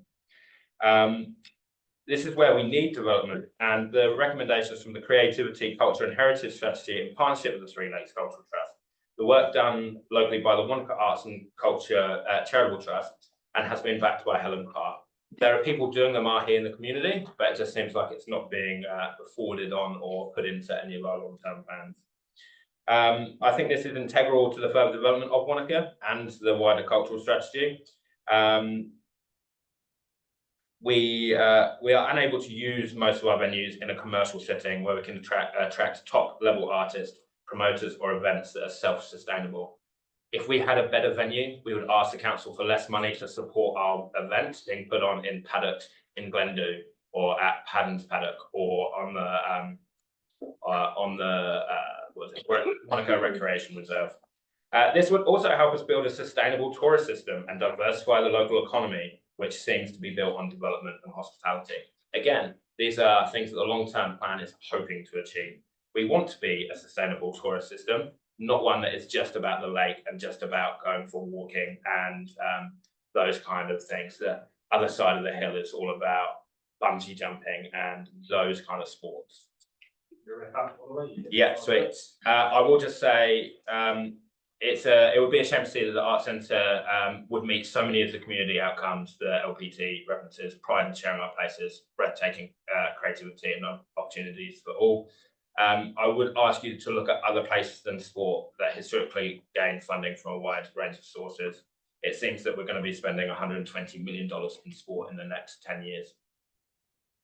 And very little on arts and culture. Thank you.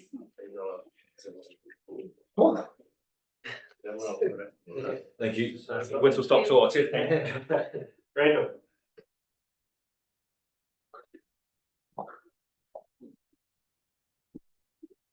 How are you? Thanks for having me here. I'm just here, not an official representative of the Junior Rugby Club, but just I'm sure you're getting a very similar message from a lot of sports clubs today. So we just want to make sure that we're not forgotten about. Specifically talking about the rugby club or showgrounds, we know I've got 2 playing fields there, which we've outgrown over the last few years. We've currently got just over 250 registered players from 5-year-old to 13-year-old. And then we've got Mount Sparring College, it's got a club on top of that, and then Premier Club over and above that. We've got 24 junior teams, 3 or 4 MAC teams, and 1 or 2 senior teams each year. Understand we're the 2nd largest junior rugby club in Otago by numbers. As I say, we've outgrown the fields. There's 2 fields that we're trying to fit 12 to 15 games on every weekend. Training wise, we've already got about 160 kids training on Pembroke Park most Thursdays because the club fields are full with the other junior teams. I'm not privy to the details of the conversation, but I gather there's been some discussion with the council around with the hedge being taken out on the lakefront corner, Katrana Road corner, about the possibility of landscaping a wee bit and creating further playing fields, maybe a 3rd full-size field or a couple of sort of junior under 8, under 10 fields. So just strongly in support of that. As I say, currently we're training and playing games most Saturdays on Pembroke Park as well, which is encroaching on that as a public space. Rugby club going across. It's not a major, but there are some safety concerns around kids. So often families will have 1 child playing at rugby club, 1 child playing on Pembroke Park, and then obviously you've got kids going back and forward across the Katrana Road all the time. And it's also just, it's difficult to build a real club community with, like, we try and do a sausage sizzle and that afterwards, but when people are playing on Pembroke, it's hard to draw them back to the club to actually get that feel. And it's not just us, just looking at the summer from a junior sport in general, like I think 6-a-side cricket is jamming games together and limiting numbers of teams because of space. Monday night touch is the same. Junior touch is limiting the number of teams by how many kids we can actually fit on the rugby grounds. So yeah, main message there, more playing space would be great. And then the other exacerbating this is the drainage on the main fields, which is not great. That's shocking, to be honest. All season we've been managing trainings off the fields to keep them good for the weekends and moving games in the weekends, which is just exacerbating the problem for space. And when you look at Pembroke Park, which is just over the road and is pretty much bulletproof in any weather, we can play there, train there just about any point in time. There's no real excuse for the main fields, in my mind, to be turning into a mud bath as soon as we get rain. Yeah, thank you. All good. Time for 1 question if you're open to it. Excellent. All good. Thank you. Thank you. Gina. Oh, brilliant. Wow. Good, I didn't expect you to be running early. Brilliant. Yes. Kia ora, ko Gina Dempster Taupu Ingoa. I'm the General Manager of Wastebusters. And I want to say thanks for the opportunity today to contribute to your work prioritising projects and services over the next decade. Thought I'd start with a very quick overview of Wastebusters and our Resourceful Communities program, and then talk a little bit about the challenges of Wastebusters on our current site and what we need from council. So I'm hoping you've all heard of Wastebusters and that some of you may have visited, and if you haven't, please do get in touch. I'd love to give you a tour. We are a social enterprise set up by the community 24 years ago. Excuse me, we have charitable status, which means that any surplus we make from our services is put back into our mission of living away to zero waste. We earn all our revenue through our resource recovery and education services. We have over 50 employees, yeah, huge number on the team. We're a living wage employer, and that means that the majority of our expenses is in wages, nearly $3 million a year annually, and the majority of that is put back into our local economy. And as one of Wānaka's largest employers, we do contribute significantly to the economic diversity of our district.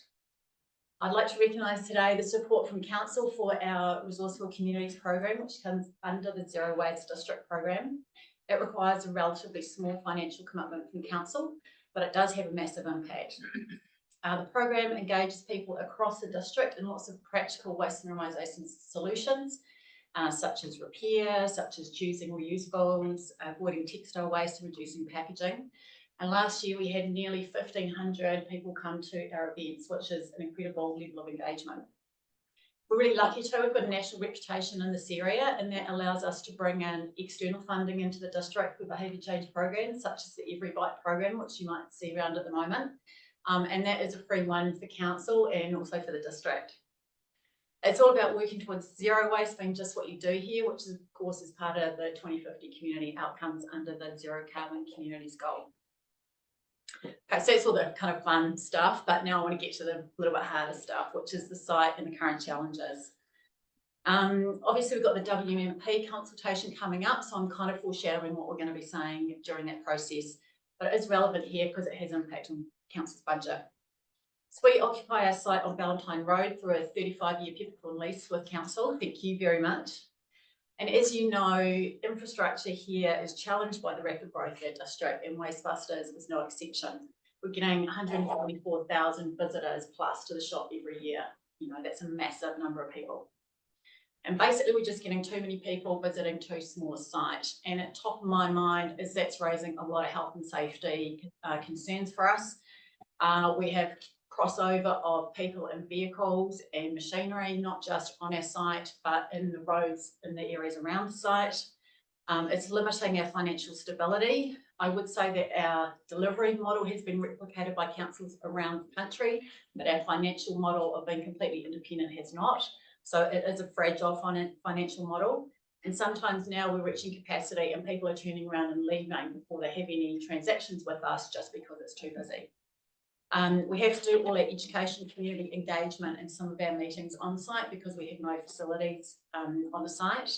And it's also limiting what we can divert from landfill. So especially bigger items like furniture, construction and demolition waste. If we can take it and we've got space, we will, but sometimes we're having to say no because we literally have nowhere to put it. So we desperately need more land, more covered space. It is a threat to our future, to be honest with you, but it's also a massive opportunity. Our vision is to transform Wastebusters site into an inspirational circular economy and education hub. The plan is to build a new Wastebusters shop, to add an on-site education centre, and to expand our resource recovery services, for instance, by adding a repair alley and or a construction and demolition hub. I think it's fair to say Wastebusters is already recognised as a place of connection and manaakitanga. And the new hub's not just going to be a safe place for visitors, but it's going to be an inspirational regenerative tourism destination, as well as a treasured community space for our residents. It can be a perfect example of what was talked about in the infrastructure plan of high quality social infrastructure created through a partnership at very low cost to council. So we've got two asks for council. One is that we would love to extend our lease to include an additional parcel of land at 189 Valentine Road. And then the second ask is to contribute a small percentage of the build price of the circular economy and education hub, about 20%, in recognition of the waste diversion and social infrastructure value to our district. And of course, as part of the project, there will be lots of opportunities and through the WMP process to explore additional priorities with council, such as including the final mix of resource recovery services and or providing facilities for other environmental organisations in Wānaka, which there's a huge need for, as I think the recent community survey is going to show. To see it as a win-win for council, the community and Wastebusters. The purchase of 189 Valentine Road is a really important strategic asset for the community in exporting waste diversion, and it will help ensure that we are a resilient, connected, affordable and resourceful district into the future. Thank you, Gina. Thanks, Jane. Thank you. Thank you. Thank you. Next is Jane. No, and Howie's not here either. I'm just gonna shift when we meet to the afternoon. Oh, fine. We're going to students. Sorry? We're going to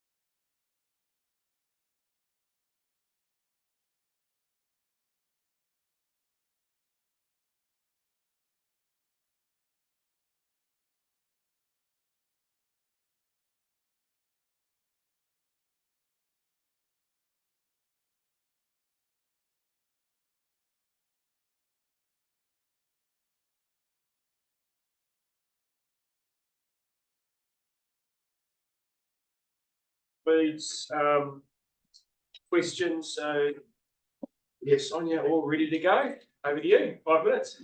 Hi. Hi, I'm Sonia Jones, and I'm a visual artist, and I grew up in the area, actually at the Drone Hotel, so I've been in the district a long time.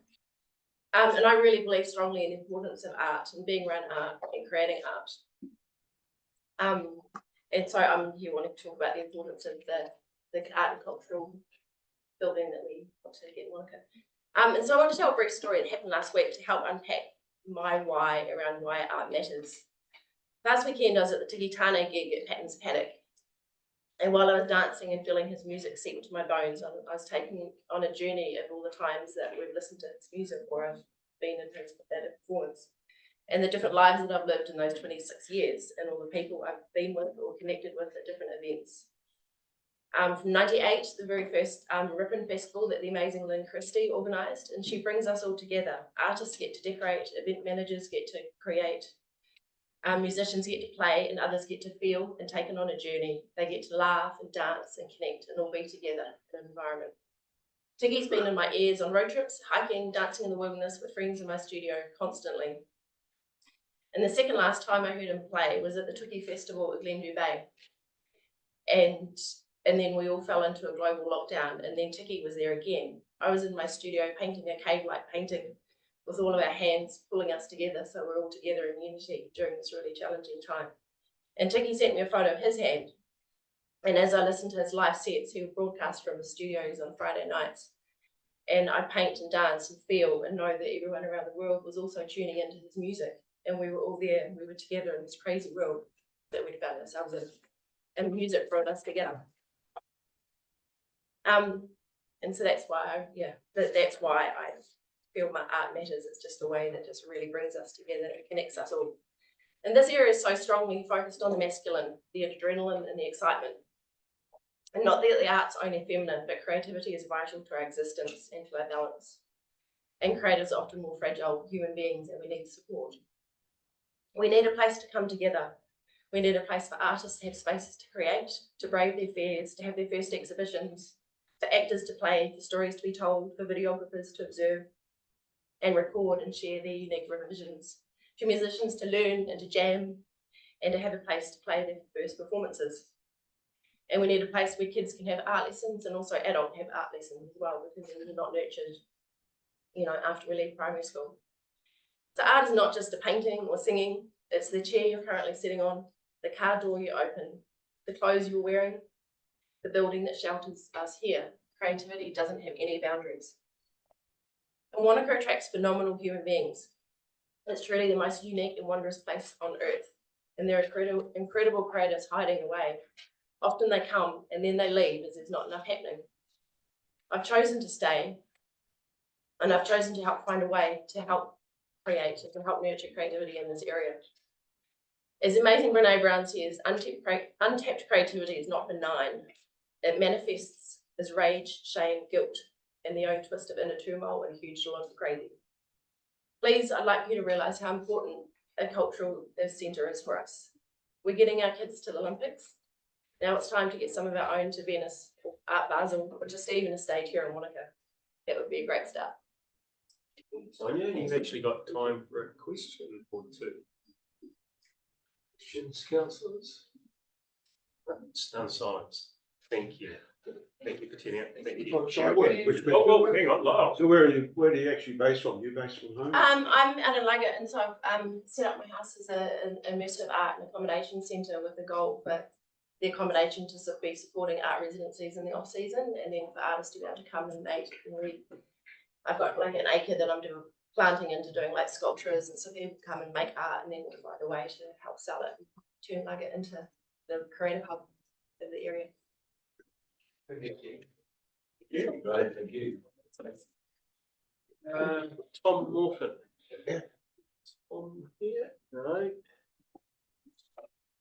Joe Yago. No. I know Steve Adams here, if he's keen to step up, and along with Keith Milne as well.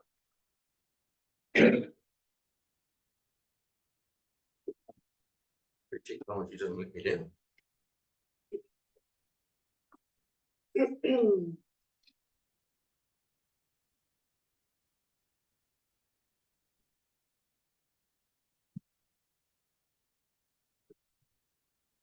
Mayor, councillors and council staff, thank you very much for your time today to hear our submission. My name is Steve Adam. I'm the president of the New Zealand Four-Wheel Drive Association. My partner in crime here is Keith Milne from the Shot Over Four-Wheel Drive Club, and back here is Ian Hutchinson from our Land Access from Four-Wheel Drive Association as well. For the sake of expediency, I'm going to assume that you've had the opportunity to read and inform yourselves on our submission around the Macetown Road submission. Yeah, cool. So I'll keep this brief, so possibly you can have some chance to ask some questions. Our submission includes letters of support from the QET National Trust, Soho Property, Department of Conservation, Queenstown Trails Trust, Arrowtown Promotion and Business Association, Arrowtown Village Association, Lakes District Museum, Outdoor Access Commission, and the Wakatipu Wildlife Trust. There's been some significant concerns raised around the issues around the Macetown Road by the Mahu Whenua Tracks Advisory Group around environmental damage, and particularly vandalism and off-road traffic volumes causing accelerated deterioration of the track. And obviously that brings health and safety issues around excess vehicles as well. We've come up with a proposal through the Mahu Whenua Advisory Group that it's a community-led project to implement and maintain a lock gate and online permit system to manage four-wheel drives in off-road motorcycles that are having access to the Macetown Road. And we're probably, it's the way it's looking is we'll model on the having it so that everybody has to have a login so that they can get access, but it's managed. And that's particularly around four-wheel drives. So what we're looking at, I'm just cutting to the chase here. We've got 5 recommendations to QLDC. First one, it agrees to act as a grantee and a controlling authority over easements over the sections of Macetown Road where it crosses private property parcels. And it notes that the day-to-day management of four-wheel drive access to the Macetown Road, including track assessments and track improvements, will be managed by the Shot Over Four-Wheel Drive Club with support from the New Zealand Four-Wheel Drive Association. It also agrees to enter an MOU with the Department of Conservation, QE2 National Trust and Soho Property and the Shot Over Four-Wheel Drive Club, including the New Zealand Four-Wheel Drive Association. And continues to provide major slip repairs and which has been second precedence in the work we've done in the past. And last but not least, it commits to an annual funding to contribute towards legal fees, capital costs, design and implementation of the lock gate and the online payment system. We're seeking some funding, which is always the hard part. The estimated cost of implementing this project is about $65,000 plus GST, and that's also including some initial operating costs. We're seeking funding of $20,000 from QLDC for the 24-25 year, with the remaining $40,000 made up of direct contributions from New Zealand Four-Wheel Drive Association, the installation of the gate and online permit system, as well as contributions from the Mahu Whenua Access Advisory Group and grants where we can seek it. And also seeking online funding over the next 9 years of $15,000 to $19,000 a year. Very brief, sorry, but I've sort of covered everything that's already in the written submission. 4 minutes 30, so I've got one real quick one. Yeah, thank you. Is the intent that the numbers would be limited and or pay a fee for their permit? Correct. Yeah. Yes. And so how much would the fee be? At this stage, we've been guided by the Mawhenua Advisory Group. They're talking around $15 per vehicle. So it's not excessive. And how many vehicles a year do you expect? That's going to be a bit of a trial and error, to be fair, because we actually don't know how many vehicles use it now. And that's the whole idea of having this online payment system and the gate, and we'll have. You estimated the revenue. Okay, no. We've got no idea at this stage. Think through. That's 5 minutes. Keith, were you wanting to say something as well? No. No, just happy to answer questions. It was more if they've got a question about the track. I had no idea. Oh, right, gotcha. Fire away, give them heaps. Thank you very much. That's only time. So thank you very much. Thank you. So we've got Joe online, Zoom.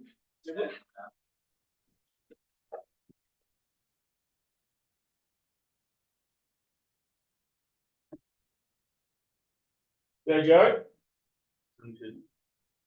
You have the mute on.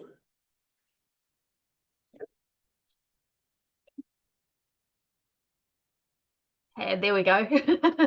Thank you. You've got 5 minutes and the floor is yours. Thank you very much. Hopefully you would have had a look at the submission I put in, which is a very long one, but I'd really like for you to put having an art centre, any sort of art centre, into the district plan for 10 years. I know you will have heard from other people about this, but as an artist and an art teacher, I think that an art centre of some form or other needs to be in the 10-year plan, and that it's a huge benefit to the Wānaka community. And from my experience of teaching adults and children, it's really needed, and the teaching services of art in Wānaka are hugely oversubscribed, and we don't have very good facilities. We do have the lovely Wānaka Art Centre, which is fantastic, but I think, you know, come 10 years, there's going to need to be some attention to facilities, be it upgrade of that place or whatever, in your 10-year plan, so that can be planned for. Thank you, Joe. Is that it? Yeah, did anyone have any questions on it? Questions? Time. Everyone, I understand you got an open day on Friday that we could extend invite to the councillors too. Absolutely. It is an open day from 4 till 6. We'd love to see you there if you'd like to pop down and see what goes on. The musicians and the artists and the printmakers and the embroiderers will all be having open their doors and come down and have a drink and something to eat and see us and see the other community members, and some of the kids I teach are doing a little art exhibition for everyone. So it'll be a great time. As long as you don't want me to sing. Joe, any further questions? I think Nikki has a question. Go, Nikki. Thank you. Hi, Joe. Hi. My question, and it's sort of relevant to some other submissions as well, it's just around what the new Performing Arts Centre is supposed to be catering for. And we've heard from other people who do other forms of art. It sounds like the arts centre that's planned is more performance art, but I might be missing something. So I'm just wondering if, from your understanding, it's going to cater for your needs, or if you're going to need something additional. I haven't even gone that far. All I am saying, because it's, because I came to this a little late in the show, and I only had 2 days to get my submission in because I'm not big on politics. And whilst I may agree or disagree with what the other group has proposed, my submission purely is that something needs to be in there. From the little I know, am not fully informed, but I'm also not 100% comfortable that the visual artists and the musicians are being catered for, and what, on the face of it, without me doing proper research, is performance based. What I do know is that you've got in Queenstown, Te Aramara is fantastic, and it caters for, you know, gallery displays and things like that as well. That would be a little dream of mine to have that over here, but just to get it in the 10-year plan, that's all I'm asking for at the moment. Thank you, that's really helpful. Okay. Thank you, Joe. Any further questions? Thank you, Joe. Thank For you your very submission. much. Have a good rest of the day. You too. Right. Bye. Right, Tom? Yeah, Tom? No, Tom hasn't walked in. Bailey? Anne? Are you comfortable coming up? You're a little bit early, but it's all good. Sorry? Person who's going to come with me isn't here, but that's all right, we're early. So I'm Anne Stephen, many of you will know me. Today I'm wearing a hat of an equestrian. As a resident of the Upper Clutha and a recreational rider. Now I've got a few copies here. Do you want me to hand them around or give them to you later, or? You can just speak to your submission and then Yeah, sure. leave them with it. So on behalf of the Upper Clutha Adult Riding Club, I thank you for the opportunity to speak to our written submission. I'm the secretary. This club is very new, with 2024-25 being our first full season of activities. We are based at the Hawea Domain, which we share with the Wānaka Hawea Pony Club. Our current membership stands at 16, however we expect this to increase as we get underway. Our members are spread throughout the Upper Clutha Basin and we ride recreationally in many different places. I know there are many other equestrians in this area who use the local roads and public spaces for recreational riding, including in the Whakatupu Basin. Riding for pleasure is one of the oldest recreational activities in this district, and in recent years, with more people moving here, it is enjoying a resurgence. This is not surprising, given the opportunities for world-class riding in our South Island high country, and a growing interest in horsemanship, working equitation, the Otago Goldfields Cavalcade, etc., alongside the more traditional disciplines of hunting, eventing, dressage, and show jumping. We strongly support the intent of the long-term plan to invest in social infrastructure and specifically facilities for sport and recreation. At present, there are no public council facilities for equestrians. Millions of dollars are proposed to be spent on the Wānaka Recreation Centre, sports fields, reserves and the like over the next 10 years, but there is no budget of any kind to support and promote equestrian activity. We ask that the council recognise equestrians alongside other sporting disciplines and pedestrians and cyclists when planning for and facilitating sport and recreational activity within our community. We conducted an independent survey recently.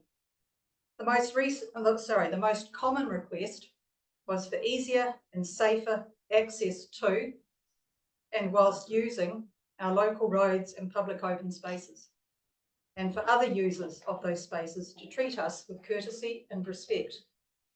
To this end, we request that our roads be made safer to ride along, mainly through improved berm maintenance, and that our public recreational open spaces be managed so as to cater for equestrians where practicable. This includes opening up unformed level roads, which are a valuable recreational resource, so that we may use them. A number of these currently have barriers to recreational use generally, such as stop fences and locked gates. In particular also, we ask the council to ensure that cycle trail design does not preclude equestrian use of the same area. And to further support us, we ask that council actively promote and educate the community to share our roads and public spaces with us in a safe and courteous manner. This will include installing new road and trail signage, informing other users where they can expect to encounter equestrians and how to interact safely and courteously with them. Our survey also indicated there is widespread interest in having a public arena. In our written submission, we explained how such a facility would fit neatly with the strategic intent and core activities of the long-term plan. A facility such as this could also be used for non-equestrian activities and through ticketed events would generate additional economic activity. We asked that funding be allocated in the long-term plan for a feasibility study to determine location, cost, etc. as the first step. We also asked that equestrian use of the Hawea domain be safeguarded into the future with an improved level of maintenance, and that public use of the Wānaka AMP showgrounds, including overnight stays, that's for equestrians I mean, be actively promoted and provided for. Thank you again for this opportunity to speak for equestrians in this area. I'm happy to answer any questions. And now for a short, quick one. If anyone's got one, 3 seconds. Oh, just, you got all, you talk about a small number of members at the moment. I know there's a lot of other arenas in the area, Orangi, out of Hill End, and one big club here that's underutilised, which is the Wānaka Rodeo Club, which has got lovely grounds. So I was wondering if you've got all that information and got all those sites into your plan at this stage, and what can be used, and what do you actually do on the Hawea domain as adult riders? We're just starting there. It's more similar to what Pony Club does, where we run events. They might be clinics, they might be games, they might be learn to do something. So they're just on the domain. And if you've got the network of all the other facilities that are already in the area mapped out and know where they are. Well, the only one, as you say, actually is the rodeo grounds, but that's not actually open to the public. So I'm talking about public facilities that you can go and use on your own whim without having to book it or ask someone for permission. Yeah, okay. Well, We have, kia ora, you agreed to put anyway. I am the chair of the Riding Club and one of the founders, along with Anne and a couple of other people on our committee. We have consulted, Anne's probably mentioned that we have had a good look at the Hawea domain management plan, and it definitely fits with our group and the purpose of the domain board as well. We have a member that sits on the Hawea domain board on our committee. So it seems to be a good fit. We're at the end of time now, so. That was quick. Yeah, I know 5 minutes can swing over real quick. Very Thank you good. very much. Sorry, I apologize for being late. No. It's on one. Sorry. Thank you. Thank you.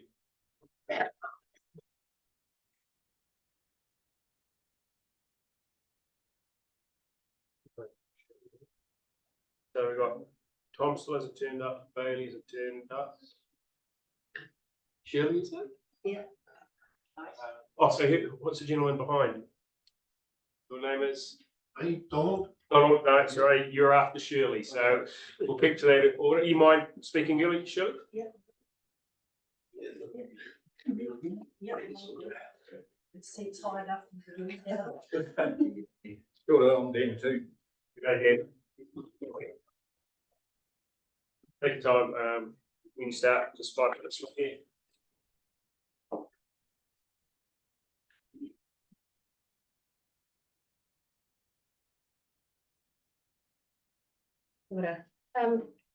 Ko titihitia te maunga, ko Hawea rawa ko Wānaka nā roto, ko mata o te awa, ko hoki taraki, taku morai, ko kati hura toku, tapu ko kaitahu, toku taku iwi, no Hawea ahau, ko Shirley Walthu toku, ingoa, no reira, tēnā koutou, tēnā koutou, tēnā koutou katoa. Stan. I'm the chair for our local mana whenua Rupu Te Puna Umatao. In the past, I was also a member of the Wānaka Theatre Group in the late 1970s until mid-1990s. In the late 1980s, there was a discussion and push from the Wānaka residents for the Performing Arts and Cultural Centre to be funded and built to meet the needs of the community for the future. As we can see, this has still not happened. A purpose-built centre is long overdue. Wānaka has shown and continues to show that it can host and produce top quality performance, visual and creative arts for the public to enjoy and participate in. We also have an increasing awareness of our cultural background and ties to the Ropi. There would also appear to be a growing demand to resurrect a local theatre group, and the Kapahaka group is also growing in the area. We as a in the Rohi have waited and continue to wait for funds to be allocated to meet our artistic and cultural needs. As mana whenua, with support from Wānaka, we're of the view that funding needs to be identified and allocated in the long-term plan.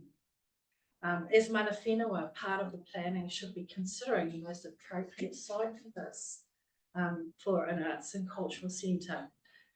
We started way back over 40 years ago and identified Ely Point as being the obvious site. This site gives us the connection for mana whenua values, and that's the Wairua through the whenua, the land, through the lake, the Roto, and through the mountains, Maunga. So we see, as mana whenua, we see that a purposeful performing arts centre is absolutely necessary for the area, and I've listened to some of the speakers as well from the artistic side. If a building or a centre was built, it could incorporate all of the arts basically in one area. The argument many years ago was Ely Point's too far out of town. We've seen the town grow so much that in actual fact Ely Point's not far at all now, and it really meets our cultural our needs as well as mana whenua, that we have that connection there, and the walkways and that have been done around the lake actually will connect it to the town. So it makes it much more obvious that's the area we need to be in for a performing arts centre. But we need QLDC now to step up to the plate and look at it in a long-term plan and put funding forward for it. I think we have been given a disservice in that we've had to wait for so long for funding for that, and it's time that we moved forward and put something here that we're proud of in this area. Thank you. Sure. Time for one question. Just a question, are you guys engaged with the Performing Arts Centre Trust regarding your input into that model? Yeah, I've also spoken to Puketaraki, Wānaka. They said if we need a submission from them, they'll do it as well, because they would support us totally in this area. We're starting to become more sort of involved in the area and want to keep that involvement and keep growing it. So, and Māori arts culture is becoming quite important in Aotearoa. You know, people are looking for it, and we've got a real history in this area as well. Okay, time's up. So thank you for coming in and presenting your submission. Yeah. Thank you. Thank you.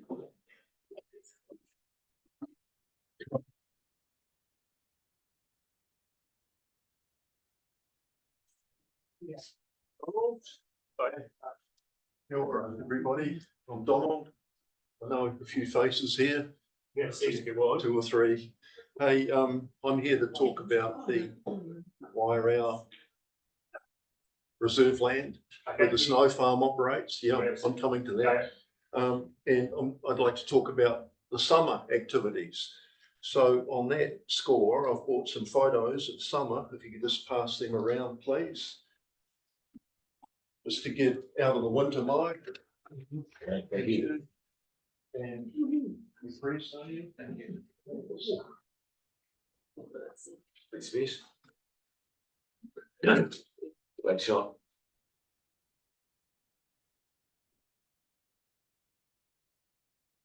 Okay.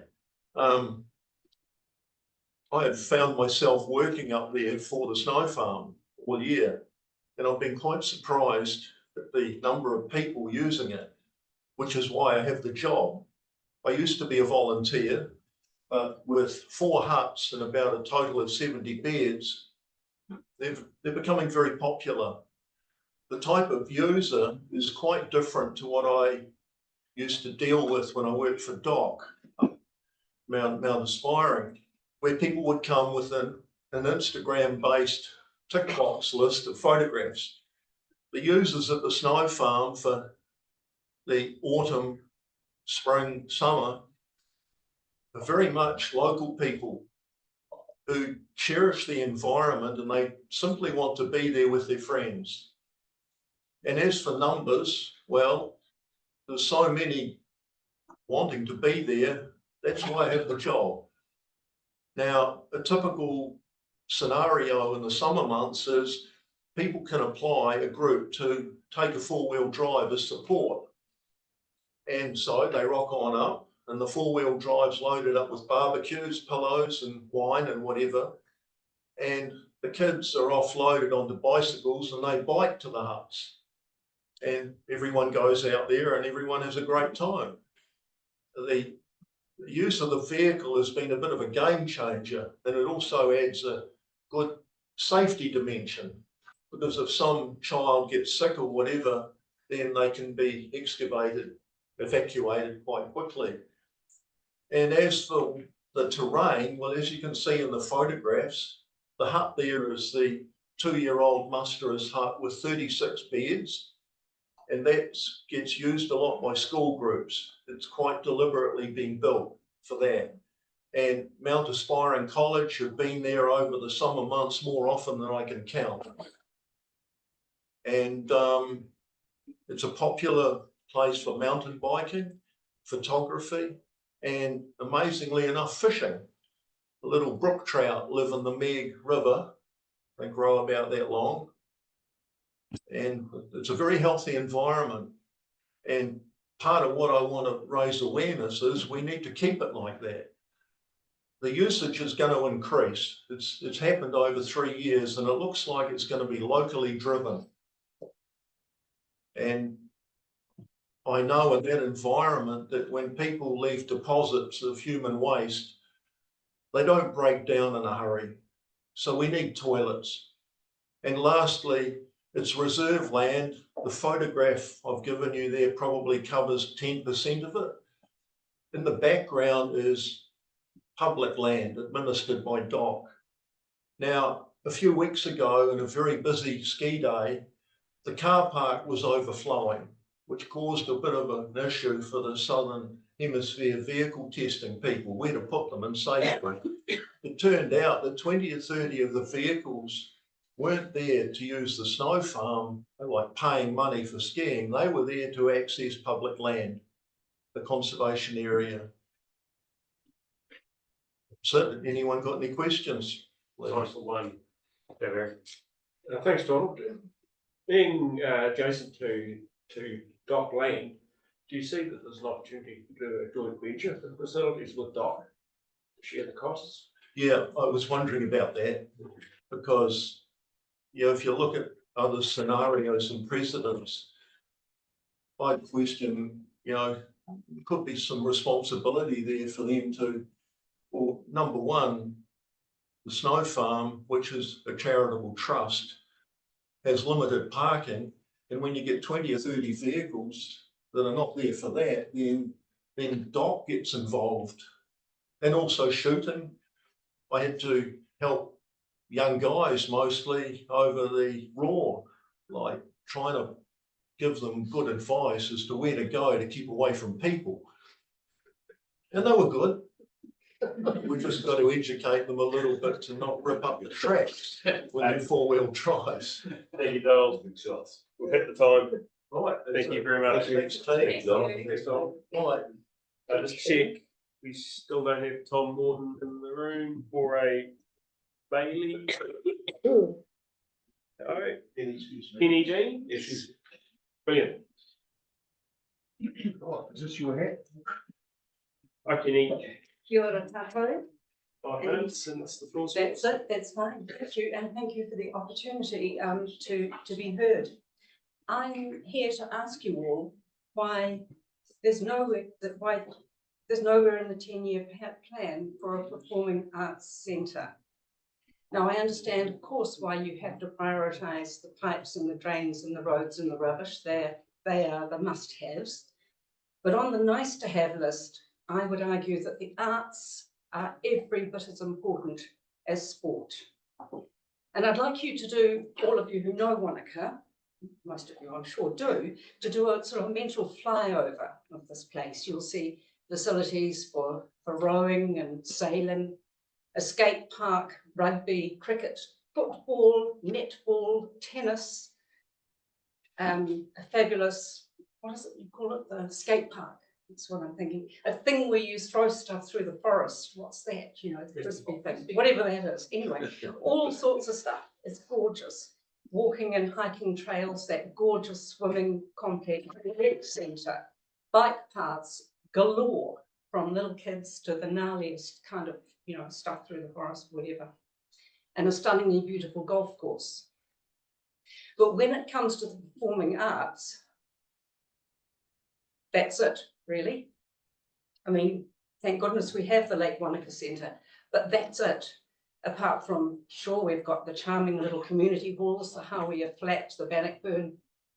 They're not exactly state of the art. You know, pleased to have them, but, you know, there's not a lot. There is really not a lot. I'm on the board of the Southern Lakes Arts Festival Trust, and I'm not speaking for them because there's a separate submission that's come in, but it does give me a pretty clear insight into the, I guess, the whole situation. As you know, one year we run Aspiring Conversations, the next year we do the fullest fledged festival that we can manage, the Festival of Colour, which I think is a magical mix of plays and music and ballet and circus and conversation. But we don't have enough venues in the Upper Clutha for a proper festival. So we have to bring in the Crystal Palace from the North Island at, let me tell you, eye-watering expense. It's a scary and growing chunk of our budget. It's 3 containers worth, and we also have to fly in trained people to supervise putting it up and taking it down again. The cost for doing all that doubled between the 2021 and 2023 festivals. It seems bonkers to spend all that money on a temporary venue when it might instead go towards a permanent performing arts centre. You've already heard from Michael Sidey, who's harnessed a very able team proposing just that. The most extraordinary part of it is the pledge to raise more than half of the capital cost privately. It sounds like a bargain to me, a building dedicated to the arts, but available for everyone. All sorts of possibilities. Classy boutique conference centre, somewhere for Ngāi to tell that really important story of who went before. But you miss this chance, and it's unlikely you'll ever see another group of volunteers of this calibre come forward again. This is the opportunity to turbocharge the arts, to do something to expand people's minds. I mean, the arts help us think about sort of all sorts of things. They can astonish us, can move us, can make us laugh and, you know, enjoy ourselves. I'd just like you to really think about the current clear imbalance between sport and the arts. If you don't put this on your 10-year plan, what will you do to support the arts on this side of the hill? Thank you all for listening, and please do come to the festival. I've seen the lineup for next autumn. Can't share it with you yet, it's not completely, you know, finalised, but it is outstanding. I guarantee you'll be spilling out of this place and out of the tent over there, laughing and talking to strangers and really feeling uplifted. So thank you. Good. Any questions? Yeah, so That's all right. Okay. brilliant. Thank you. Thank you. Thank you.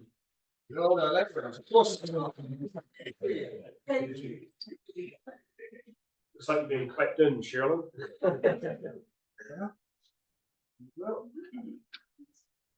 So this one's for the Hawea community. This one's for the Hawea Community Association.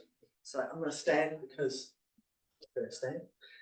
Okay, so the Hawea Community Association, I'm pretty sure you're mostly familiar with that, but just to reiterate, it represents the residents of the Hawea district, including the Lake Hawea town settlement, residents through to the Neck at Manahia, John Creek, Hawea Flat and Mangawera.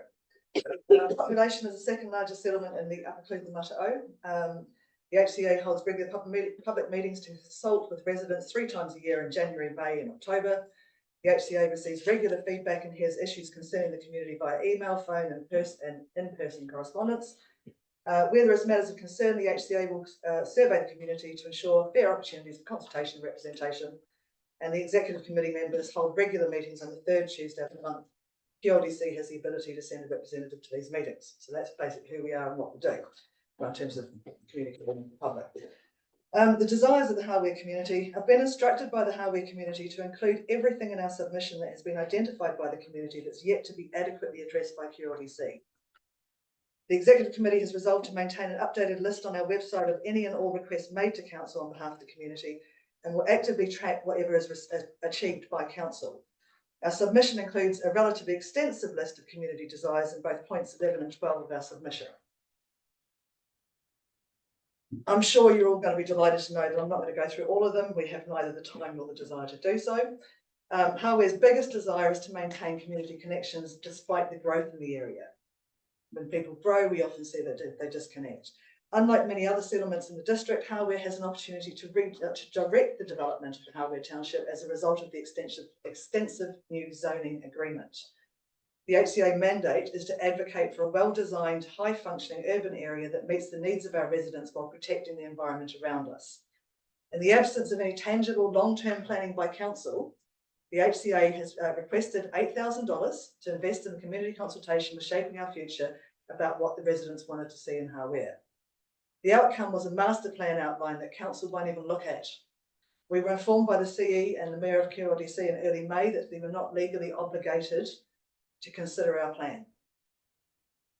It's hard to have confidence in the Council's long-term plan when the desires and aspirations of the community are being ignored.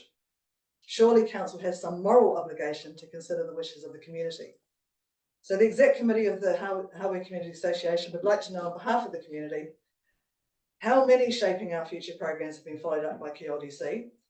What was the point of the QLDC funding consultations with Shaping Our Future if there's no intent to actually review the outcomes? Why does QLDC refuse to work more closely with the community? Why did you provide funding for community consultation if you're just going to hide behind the lack of legal obligation to consider it? And what is QLDC's core function if not to service the community in line with the ratepayers' wishes? Hāwea residents didn't have an appetite to grow the population until such time as the core infrastructure had been addressed in the existing residential areas. Council decided otherwise and sent a recommendation to government to approve a special housing area on a greenfield site. That recommendation then set a precedent for further development in an already underserviced area, and we still ended up trucking out waste in the area despite being adamant in our negotiations for rezoning that was a no-go. I understand the toilets at the new playground in the Longview subdivision are still unusable due to wastewater issues.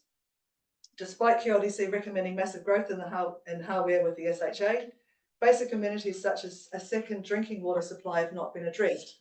We see increased water restrictions each year whilst water pours over the road from old council infrastructure and nobody actually comes to fix it for days. Apparently we should be grateful because we're getting a playground in this long-term plan, but this only begins to address the deficit in services for the residents. There's been so much underinvestment in Hāwea that a playground isn't going to make it all better. There's low-hanging fruit on our wish list. The extension of operating hours to the Hāwea Library would enrich many of our residents' lives. It's my understanding the Hāwea utilisation rate is one of the highest in the district. Some support with funding for Lake Hāwea Community Centre, which provides our community with a cornerstone for interaction, given the limited opportunities that currently exist for regular resident population of over 2,000 people. The Lake Hāwea Community Centre is a community asset. It was built by the local community because QLDC wouldn't come to the party. And seemingly because we have a can-do community, the council now penalises us because it's not their asset. It's a bit like potato, potato.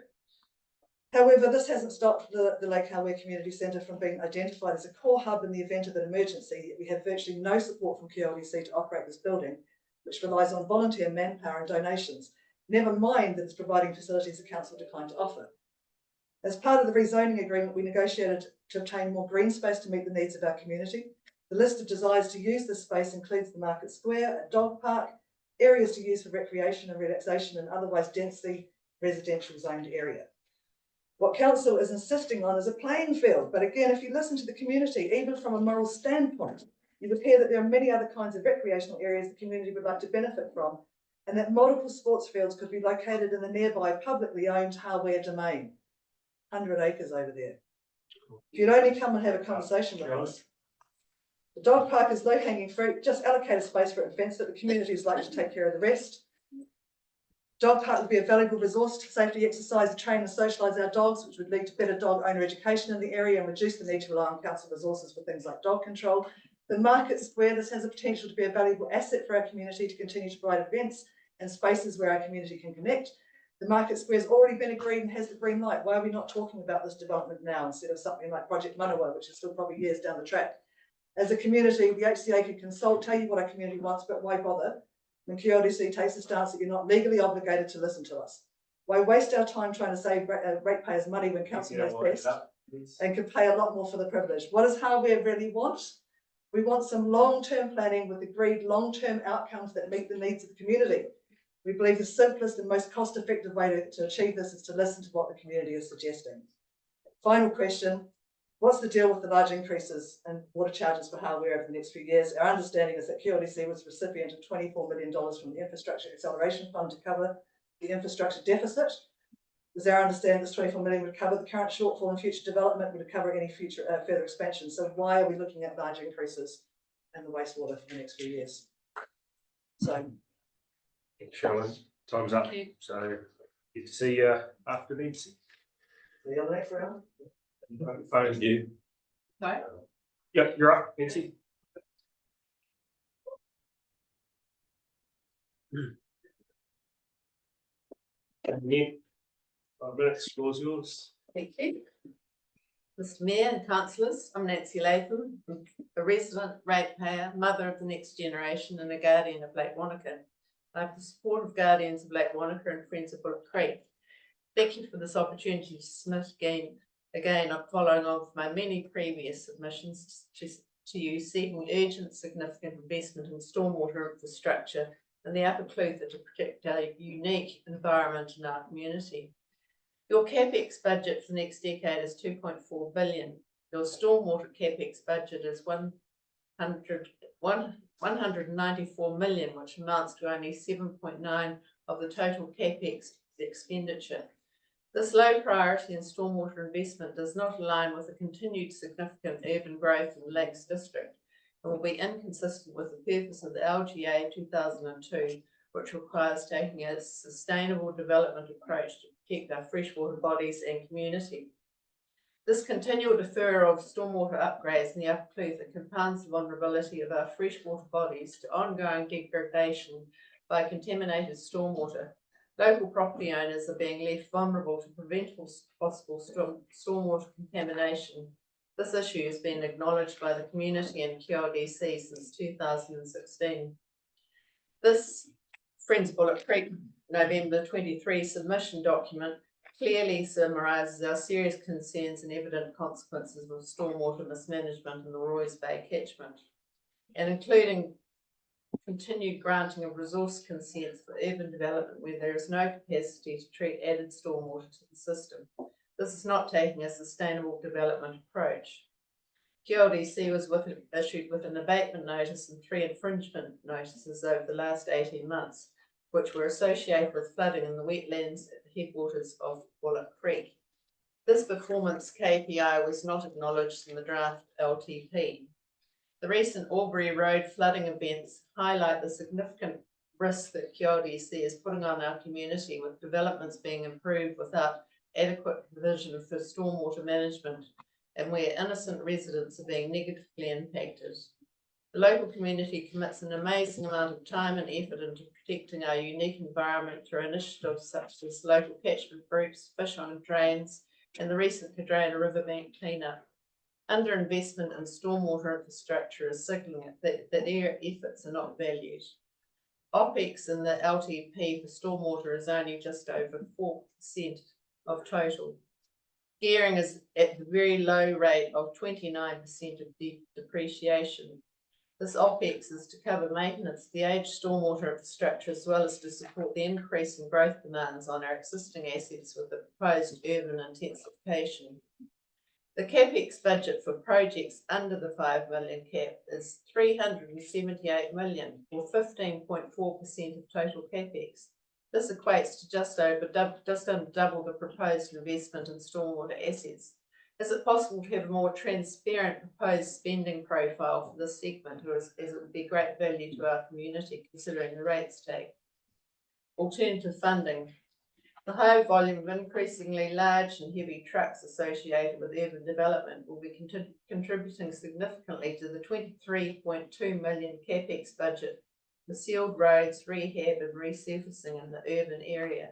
This should be funded with a heavy vehicle user levy rather than a ratepayer liability. The Manawa Arterial and Lakeview projects total 100 million or 4% of the total capex expenditure. This equates to half what is proposed to spend on stormwater assets district-wide. Why is Manawa project included in the draft LTP? I believe the Lakes District has higher environmental priorities in the initial years of the draft LTP than spending on roading in the Queenstown CBD. Lakeview development. Where is the expected revenue from this community investment? In conclusion, we believe that proposed QLDC investment in stormwater infrastructure is woefully inadequate to sustainably support urban development growth in our region, and that fiscal management is not prioritising community and environmental well-being. Either you as councillors make the critical decision now to significantly increase the investment in stormwater assets for the long term, or we, the community and the environment, suffer more consequences such as the recent Queenstown and Albury Road flooding events, where innocent residents have been severely impacted and where our freshwater bodies are being left vulnerable to ongoing degradation through actual QLDC underinvestment in stormwater infrastructure. Thank you. Thank you, Nancy. You have your 5 minutes. Thank you. Brilliant. Thank you. Thank you. Sorry? Oh, that's right, that's Shelley next. Round two. I think you've got. Such a much, I left my phone there. Okay, Is this your personal one? This is my personal one. Go for it. Okay, so what I do in my other time is I actually run an HR recruitment and consultancy health and safety business. Basically, we're looking at the long-term plan. We've got increased rates, continuous increased rates, always is increased rates, and we don't seem to actually sort of be happy with the outcomes we're getting. The problem I've got with that is I sort of feel like the answers should be coming from your staff in between, because you've got a strategy, but you haven't actually got any way of monitoring it. I've got a little picture here, which is, you can probably share those around, probably not one each, but just gives you a vague idea in terms of what I'm talking about. Basically, examples of when I sort of identify things like blowout on major projects, the Arterial Road, Lakeview development, decisions and actions that don't seem to meet with QLDC's own values. We saw the Ballantyne Road eviction sort of happen there, which didn't seem to time with the values. Pay increases when infrastructure is not meeting public needs, rates increasing at alarming rates, and public satisfaction at an all-time low. Despite requesting several times, we've been denied information regarding KPIs relating to the chief executive's role, but there is actually job descriptions on your own website when you're actually recruiting people. Now, what you've just got in front of you is what we've developed in terms of a house of HR. I was trying to explain to people that HR is actually a strategic role and should actually be tied in with your strategy to make sure that you are monitoring your progress with your strategic plan. The purpose of it is really to remove any barriers that prevent people from doing a good job. It's not about blame, it's about continuous improvement coming through from your staff, rather than actually just going budget cuts like the government's done, when I find 6% cuts. You really need to know where you're actually spending your money. People are then held accountable for the outcomes, and the undesirable outcomes can be examined with a view to improving the future. Individual barriers generally revolve around time, training, resources. So what you can see from the picture there is you've got your strategy underneath, that then has your contracts, your handbooks, your job descriptions, your policies, your health and safety all sitting on top of it. That drives your recruitment, your values are sitting in with your strategy, you've got your induction and retention programs, and then you've got succession planning, performance management, business continuity, all wrapped around in training. Performance up one side in terms of the business, rewards and stuff up the other side, all meeting your business goals. Now, occasional reviews, this is all about reviewing people regularly on a quarterly basis. Occasional reviews can result in disciplinary proceedings or poor performance, but that should be the exception rather than the rules. Reviews should be constructive rather than blame orientated. They should be conducted quarterly in a cascade process where all managers are responsible for conducting reviews of their departments before having their reviews conducted by senior managers, and senior managers having their reviews conducted by the board or a suitable alternative. HR should have very little to do with the review process other than ensuring it occurs and make sure that it's actually supported. So all your notes and stuff go actually filed in there. The manager should be doing that. I'm reviewing several of QLDC's job descriptions. When you do your reviews, you're actually reviewing your job description and looking at your job descriptions against our own templates. The thing that's missing is your actual outcomes, your expected outcomes and your accountabilities. And that's why I believe that we're not actually sort of seeing any answers or transparency around what actually happens in council, because that's missing off job descriptions. You can't hold people accountable for something they don't have a clear message about what they need to achieve. And an example of that is if you're task orientated, you recruit the front of house in the cafe, you expect them to greet people as they walk in the door. That's in the job description. What you expect and what you get can be quite different, because it could be that you would walk in that door, someone's on their phone in front of you, they virtually ignore you, and then when they do, they go, oh, you just sit your butt over there, I'll get to you in a minute. That's greeting the customer, but it's not actually meeting your expected outcome in line with your strategy and your values. And that's what I think you guys are actually missing in terms of what you're doing. An example of where this helps with the process is the pipes that were apparently buried at an incorrect depth needed to be dug up. Whose responsibility was it to check the plans to make sure those pipes were actually in the right height? And who was supposed to check that the person who was checking it had actually checked? Because it shouldn't just come down to one person, not when you're talking about $135,000. I did provide an example in my submission with the procurement manager's job description, which is out in the public domain. And that sort of just identifies, just puts it into the template and shows you where the accountability and expectation is actually missing. This could actually be run as an internal project to identify the expected outcome for employees in line with the strategic plan, which will enable QLDC to more effectively monitor strategic progress and keep the ratepayers informed by offering transparency and accountability on a quarterly basis, because all the managers will give you the reports. As an added bonus, QLDC can raise staff engagement and productivity by ensuring the right things are being monitored, measured and corrected, with staff leading the way by identifying meaningful improvements that remove the barriers that may limit their ability to do a great job, not just a good job. Cost, great news. This shouldn't actually cost the ratepayers any more money, and if implemented properly, it should save us money and provide greater efficiencies through a continuous improvement plan. Last time I looked, the HR department in QLDC had over a dozen people for approximately 600 staff. When I've worked in similarly sized HR departments, staff levels have been between 2,500 and 3,000 staff. That's approximately one HR person for every 2 to 250 staff. So I consider QLDC to be well resourced in this area. Chances are they're tied up in the administrative bit. If you did the actual review process, they wouldn't actually have that because the problems wouldn't be there. They would actually, you'd know about them well in advance. This project, I believe, should be endorsed by the council and action by the CEO and QLDC with immediate effect. Regular reviews will identify improvements, remove challenges and improve overall staff engagement and well-being with additional benefits of cost savings for ratepayers. And I believe that continuous improvement program would be beneficial for the well-being of the staff in QLDC and the transparency overall. Thank you. Now you're going to speak for Kirsten. Kirsten, sorry. Cool. Right. I am now Kirsten Dunner. My occupation is a local soap maker and marketeer. I attend a lot of local markets. I've been keeping it clean since 2016. Background, Kirsten grew up mostly in Arrowtown, worked in aviation for a number of years before later moving to hardware for the natural unspoiled environment and healthy clean water. Kirsten is not a natural public speaker and really gets involved in politics, but she feels she wants to be heard, so has asked me to speak on her behalf, unaccustomed as I am. It's been a long day for you guys, I'm just trying to wrap this up. Right, Kirsten is disturbed by the number of petty stories from residents' personal experiences of dealing with QLDC that surface daily through social media channels. While social media isn't always 100% reliable, it's where people go to vent and it paints a disturbing picture. Examples, car parking. There are people being fined for parking on the verges of narrow residential roads, but if you actually park by the letter of the law, your car will often get sideswiped by traffic, and the perpetrators rarely stop to own up.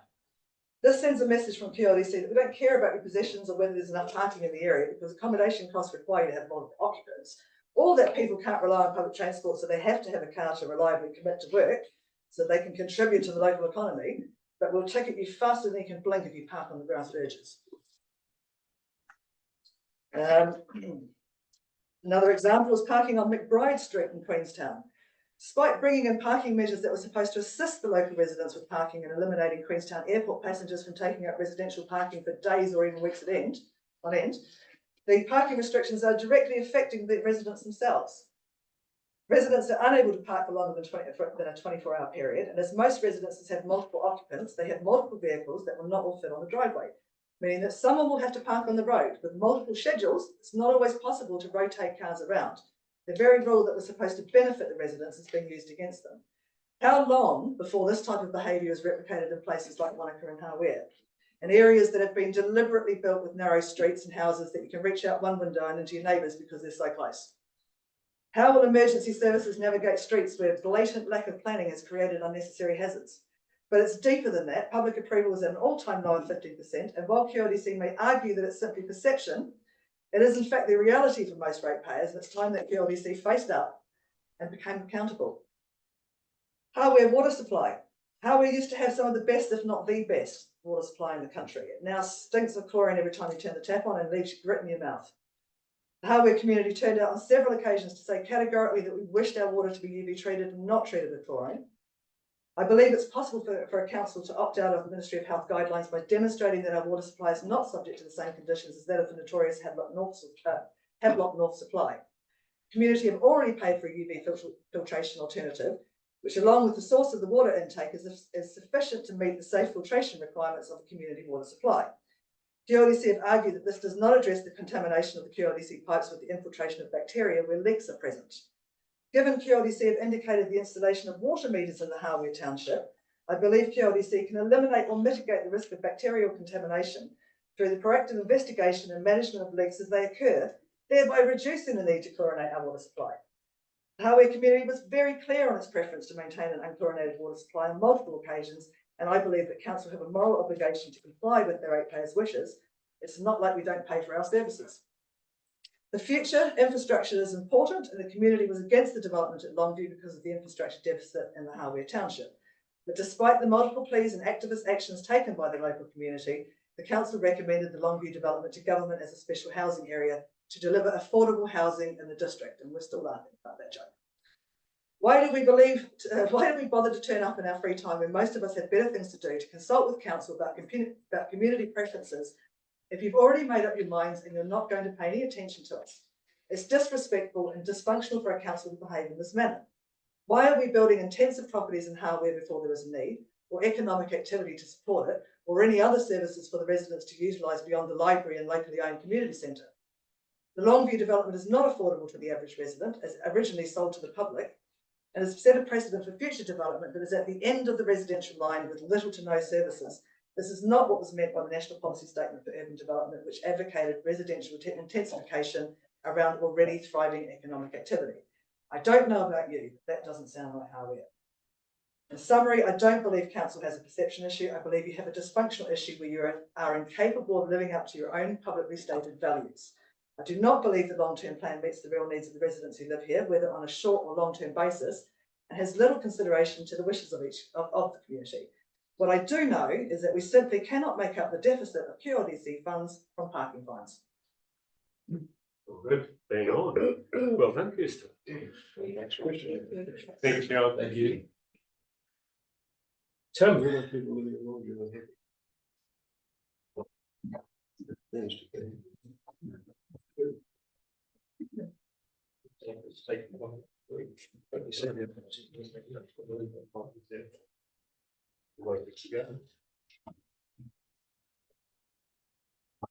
Yeah.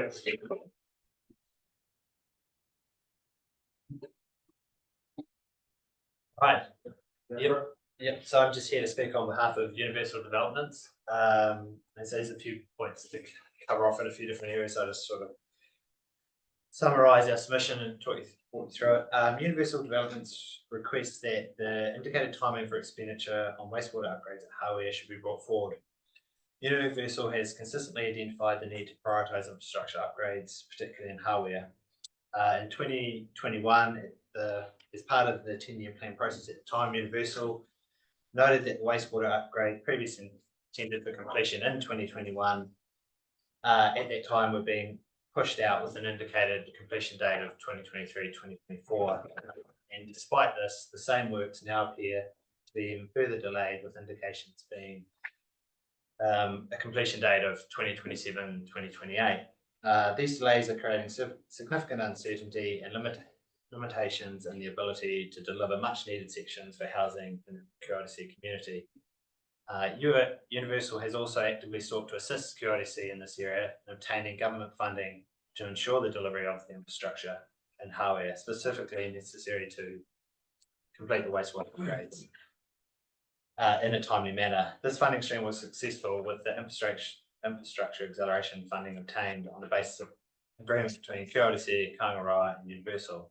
In this context, the current indicated timing of wastewater upgrades in the plan is concerning, and as the infrastructure acceleration funding by its very nature would suggest, isn't truly reflecting the desire and the ability to accelerate that funding when we're still looking at a now date of potentially 2028 for completion of those works. And then we've also just noted there that our understanding is that some of that timing is potentially around how that upgrade is being structured, and we've noted that there is an option there to assist in accelerating that further in terms of the significant storage capacity available in hardware to allow timing of when wastewater is pumped, which would enable the wastewater line to be livened ahead of the potential to have to upgrade the full line all the way through to Project Cure.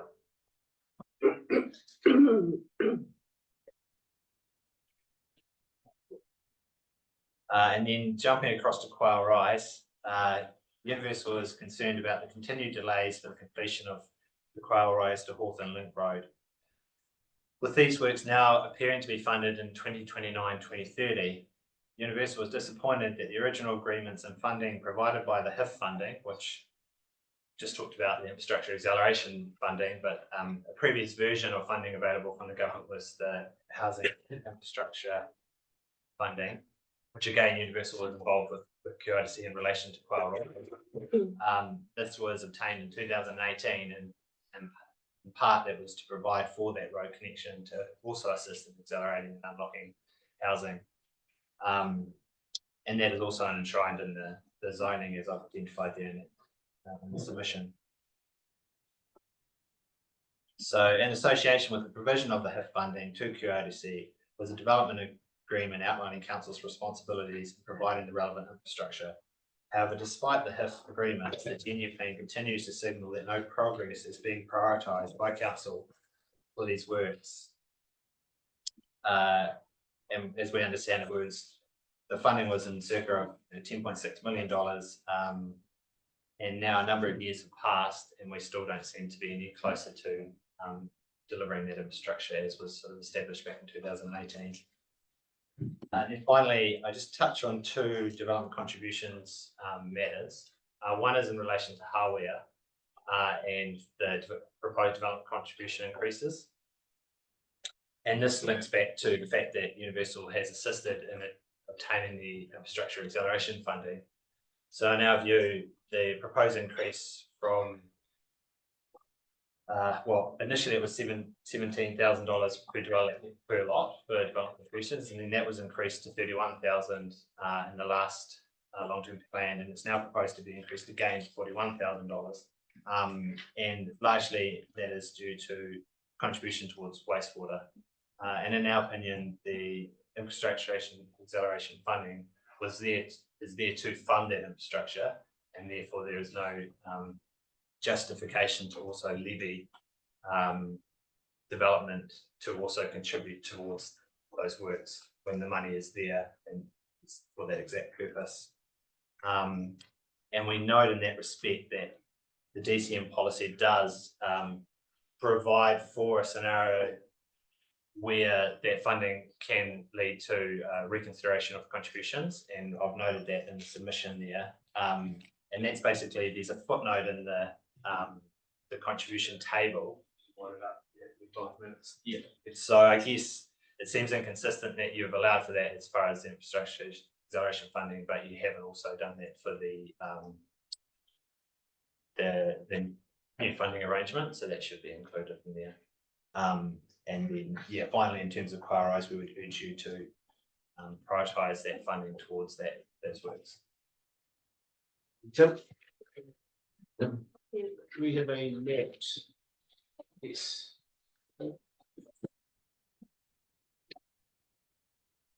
5 minutes, Matt. Thank you.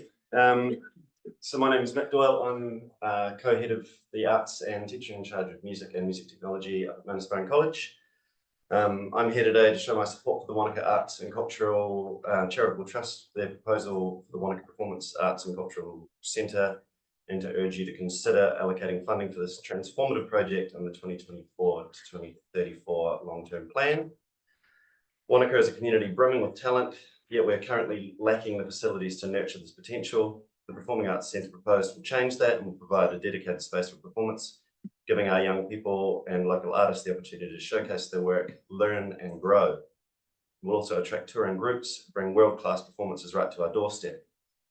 This project would have an enormous impact on our students, create jobs and real-world opportunities in the arts and entertainment industries. Many of our students are currently training in these fields, especially in sound and lighting, stage management and events coordination, and they currently find it difficult to get any real-world experience or even see their fields being represented in their community. If we let this opportunity pass, we risk stifling the growth of our arts community, and we're missing out on a chance to elevate Wānaka's cultural standing. I urge you to consider the long-term benefits of this project and support the development of the Wānaka Performance and Cultural Centre. Brilliant. Questions, councillors? None at all. Thank you, Matt. Brilliant. Thank you, Matt. Lydia.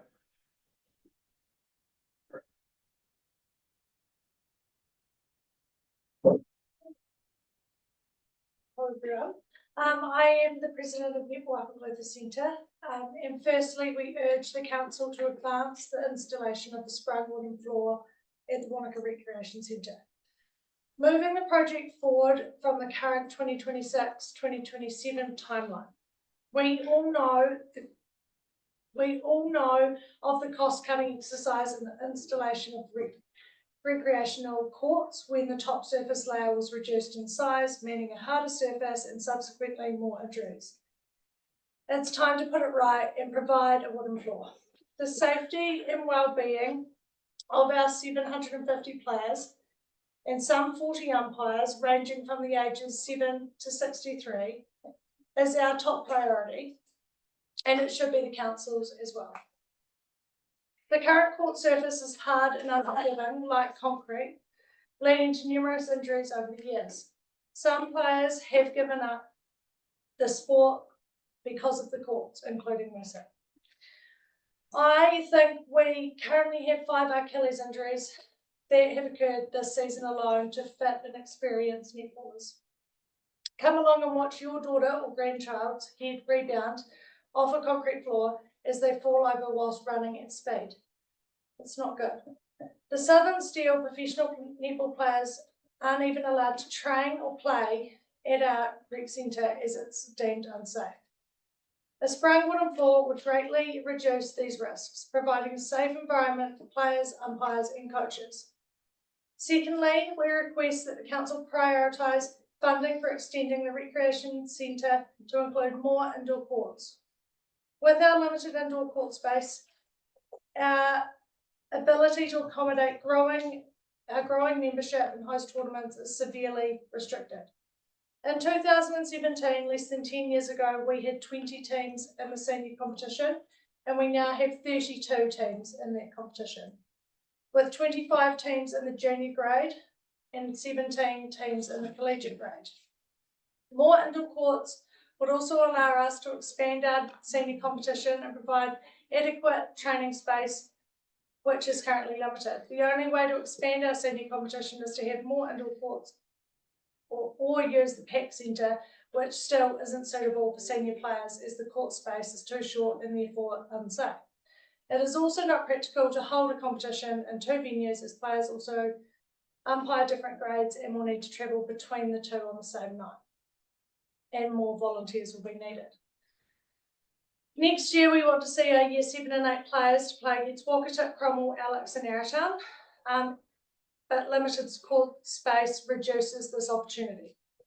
We want to be able to host weekend or holiday tournaments with clubs from the Lower South Island. Hosting additional tournaments would bring significant benefits to the Whakapū community, in addition boosting local tourism and the economy. As a minor request, we suggest asphalting the pathway from the rec centre to the outdoor courts to protect your courts. Currently, the gravel pathway causes dirt and grit to be tracked onto the indoor courts, and the sealed pathway would improve safety and protect the indoor flooring. In conclusion, Nicoa Clutha asked the council to move forward with installing sprung wooden courts before 2026-2027, asphalt the pathway between the rec centre and the outdoor courts, and advance the extension of the indoor courts and recreational centre to meet the needs of our growing community and host more tournaments.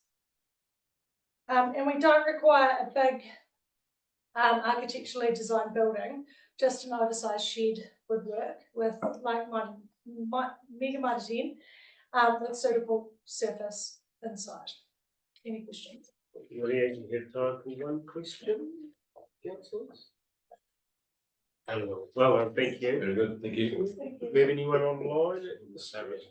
Yeah, well, they start in about 5 minutes, so a 5 minute gap. I'm going to squeeze in the next I can.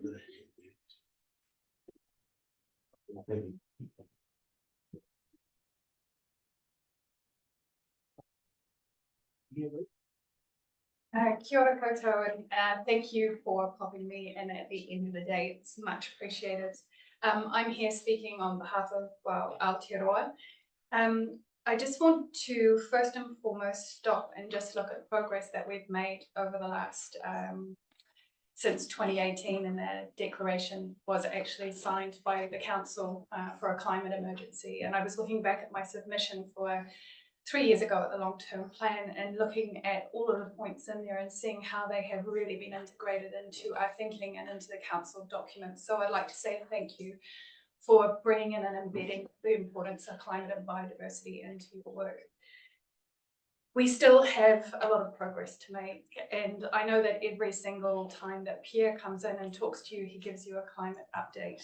But I just wanted to go back over that because we're really looking at the budget for the next 10 years, and it's really critical what our decision making is and what our priorities are going to be in the next 10 years.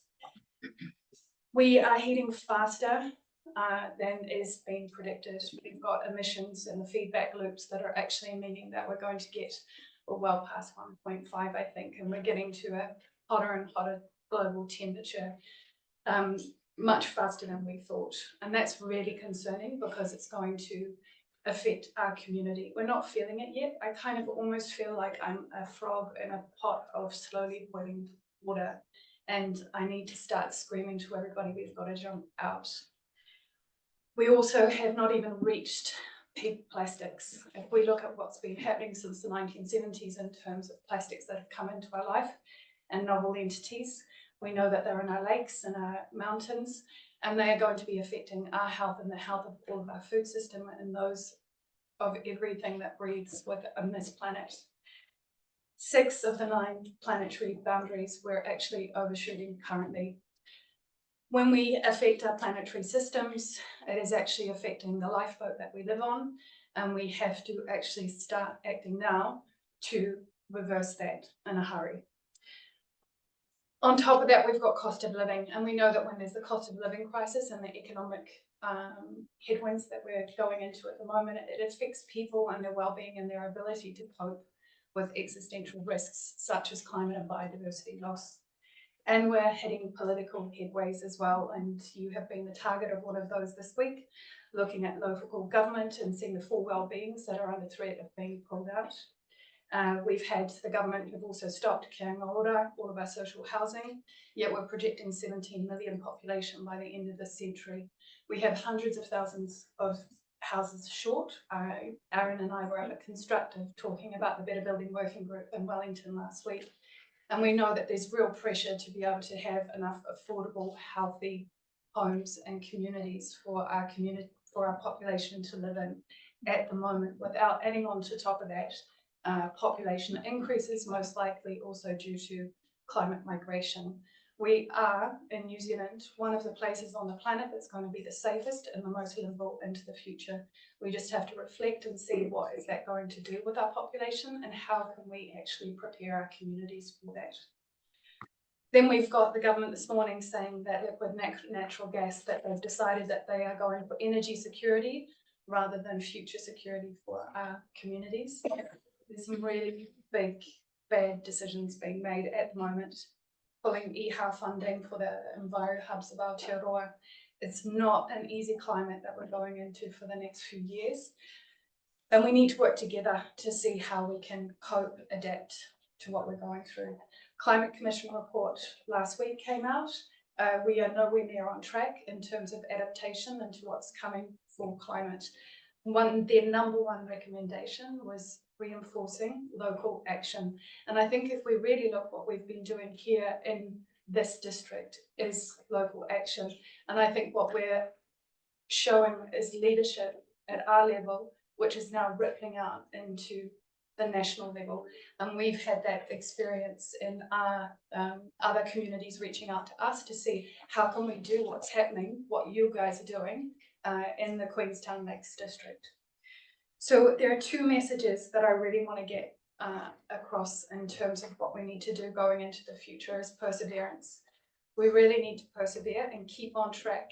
Don't forget that this is our number one task for the next decade, is how are we going to healthily and safely manage our community through the next decade into a place where they can live safely, that they have a community that can thrive. We have in the current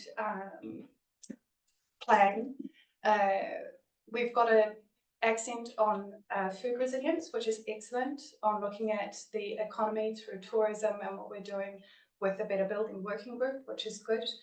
We have very little in there in terms of mindset shift when it comes to our biggest emission source, which is transport. This is something that we really believe needs to happen.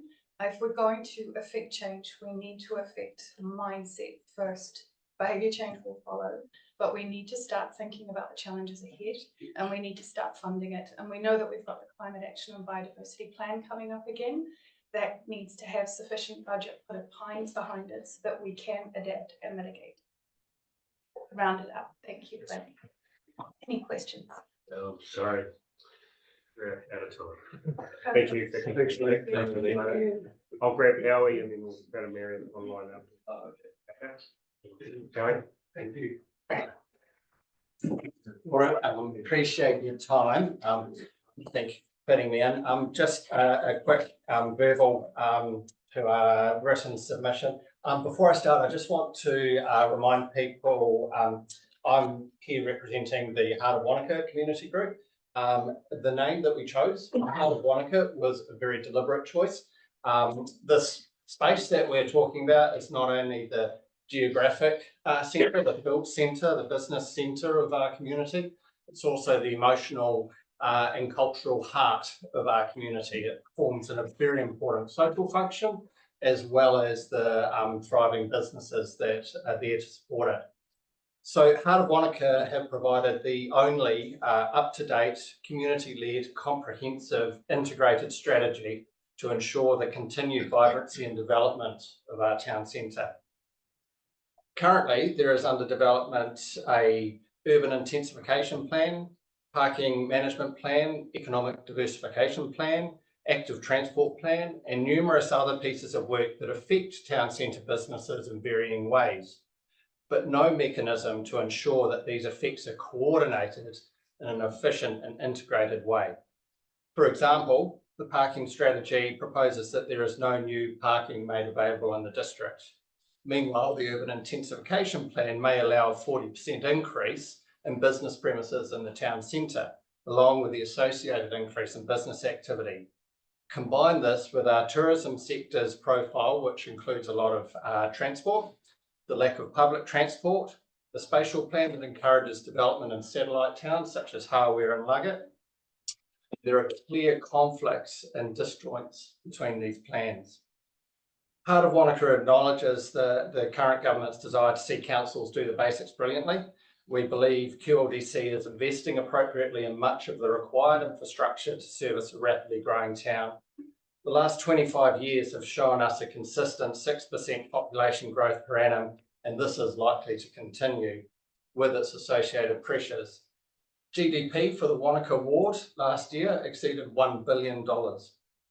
A thriving town centre is crucial to the continued economic and community health of our area.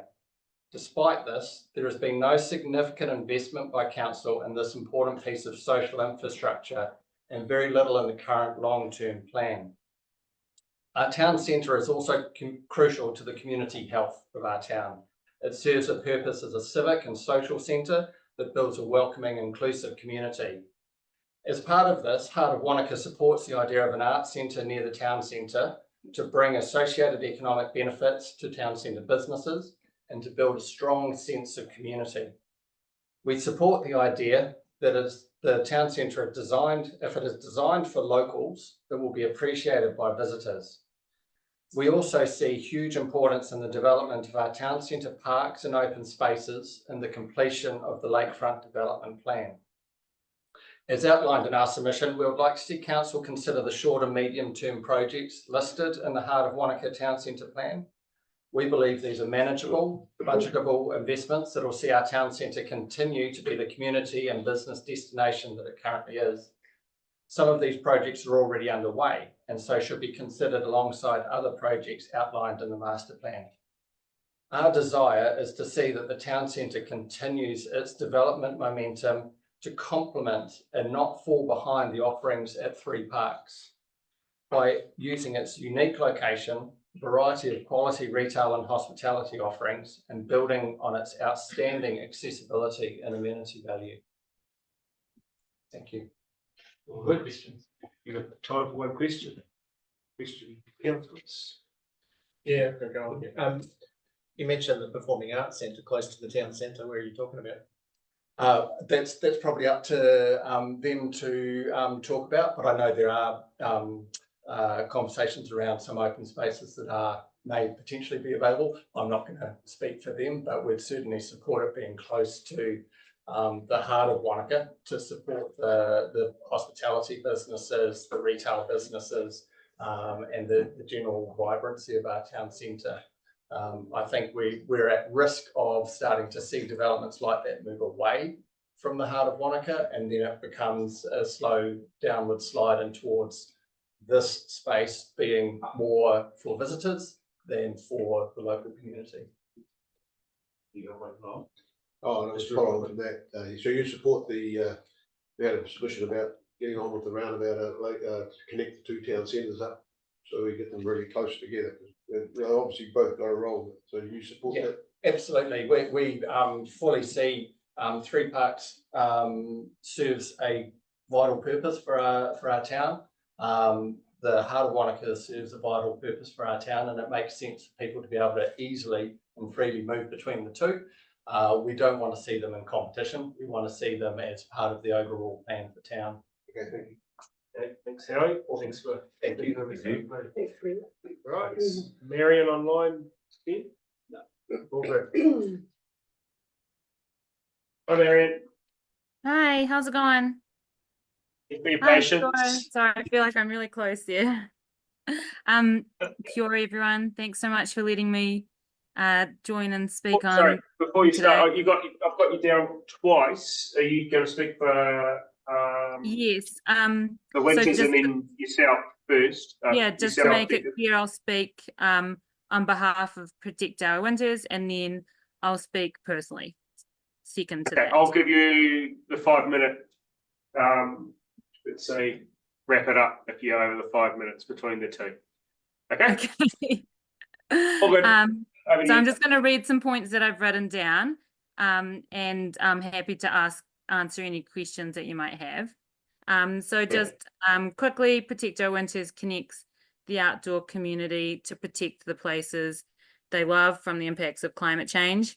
Here in the QLDC, the biggest source of greenhouse gas emissions is from private vehicles. So it's very obvious that we need to actively and rapidly reduce emissions from that sector, and we need to move away from private vehicles towards more active and public transport. And there's definitely some mentions of that in the long-term plan, and that's great that there's a general trend towards, at least there's people talking about making a plan to have more active in public transport, but it needs to happen much faster. And PAL really believes that Wānaka and Queenstown need to be connected by public transport. It's kind of mind-blowing that two of the biggest tourist towns and two of the biggest, fastest growing towns, cities, don't even have any public transport connecting them. And yes, the Otago Regional Council that technically is responsible for public transport, but the QLDC needs to be working with and advocating for more public transport connecting Wānaka and Queenstown, and working with Waka Kotahi as well. You can't just keep saying it's someone else's job to do that. And PAL would like to see an electric bus connection that is frequent and affordable. It needs to come very often. It needs to go early in the morning. It needs to go late at night. And that would benefit locals and visitors, tourists and businesses, and everyone else who drives on the road, because there would be less traffic. And one way to make this happen would be to have a local visitor levy, which also has been discussed and worked on. But that's a pretty easy way to get some money to fund local initiatives such as this. And then transport's connected to housing.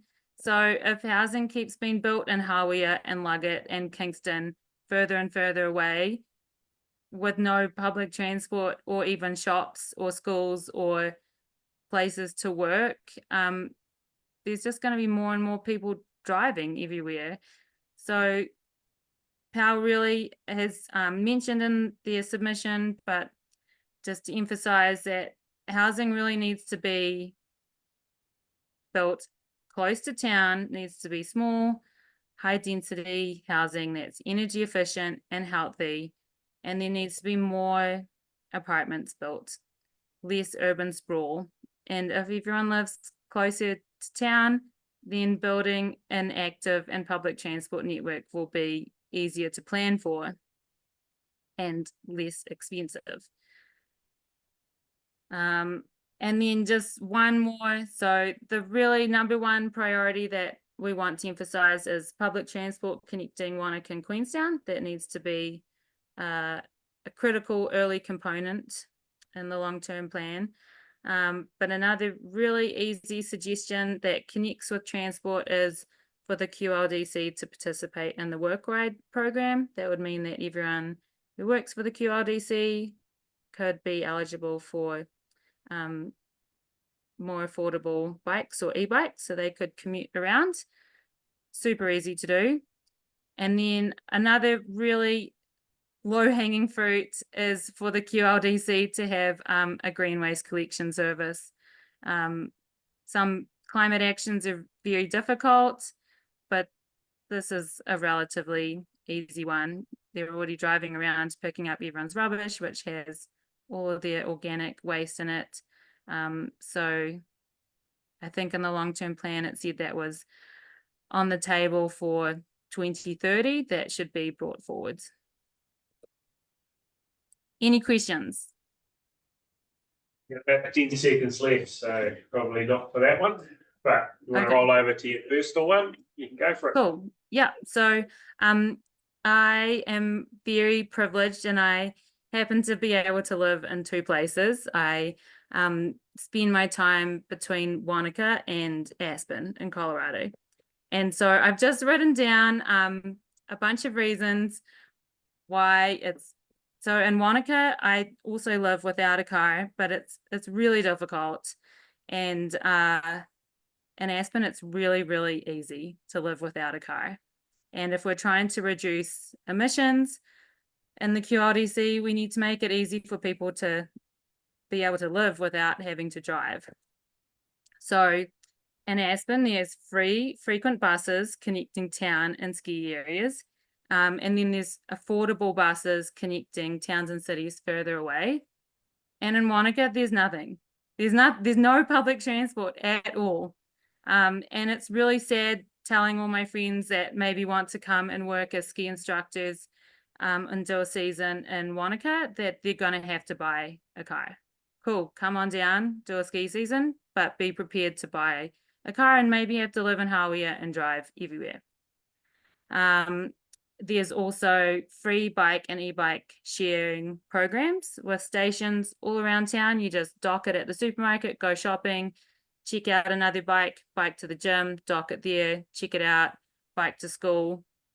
There's separated cycle lanes everywhere, going to all the neighborhoods, the school, the hospital, the pool, the ski areas. So it's really safe to bike.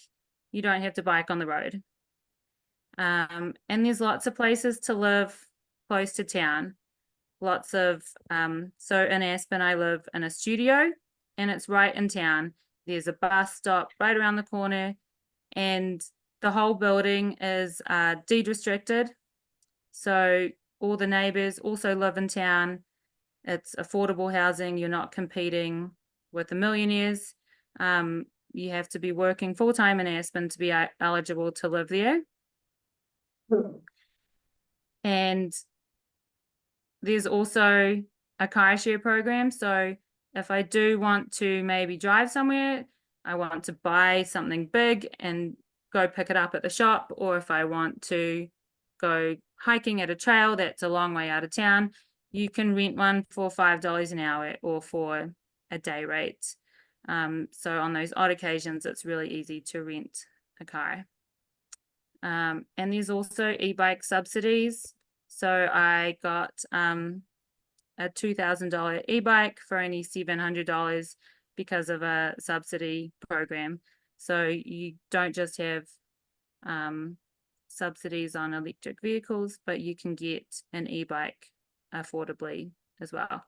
So just kind of in summary, there's a long list of things that the QLDC could maybe learn from Aspen and other mountain communities around the world where you can live without a car.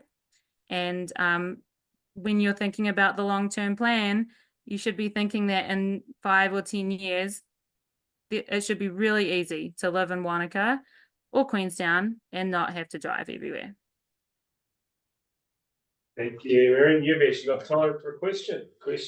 Councillors. Oh, go live. Yeah, hi, Marion.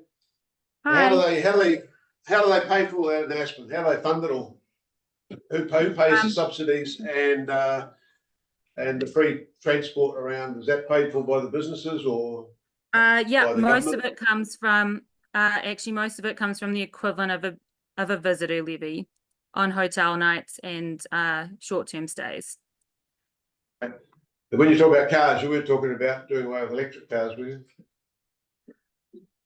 Well, they're a portion of the solution, but if everyone just drives around electric vehicles, there's still a lot of the other problems like congestion and wear and tear on the roads and dust from the tires. And yeah, EVs are part of the solution, but if we just trade out all the fossil fuel vehicles for electric vehicles, we'd still have a lot of problems. But the rentals that I can get in Aspen for $5 an hour, they're an electric vehicle. Thank you, Marianne. You're welcome. Thanks so much. Really appreciate being able to speak. Thanks, Right, that brings us to the end of the hearings. We'll now close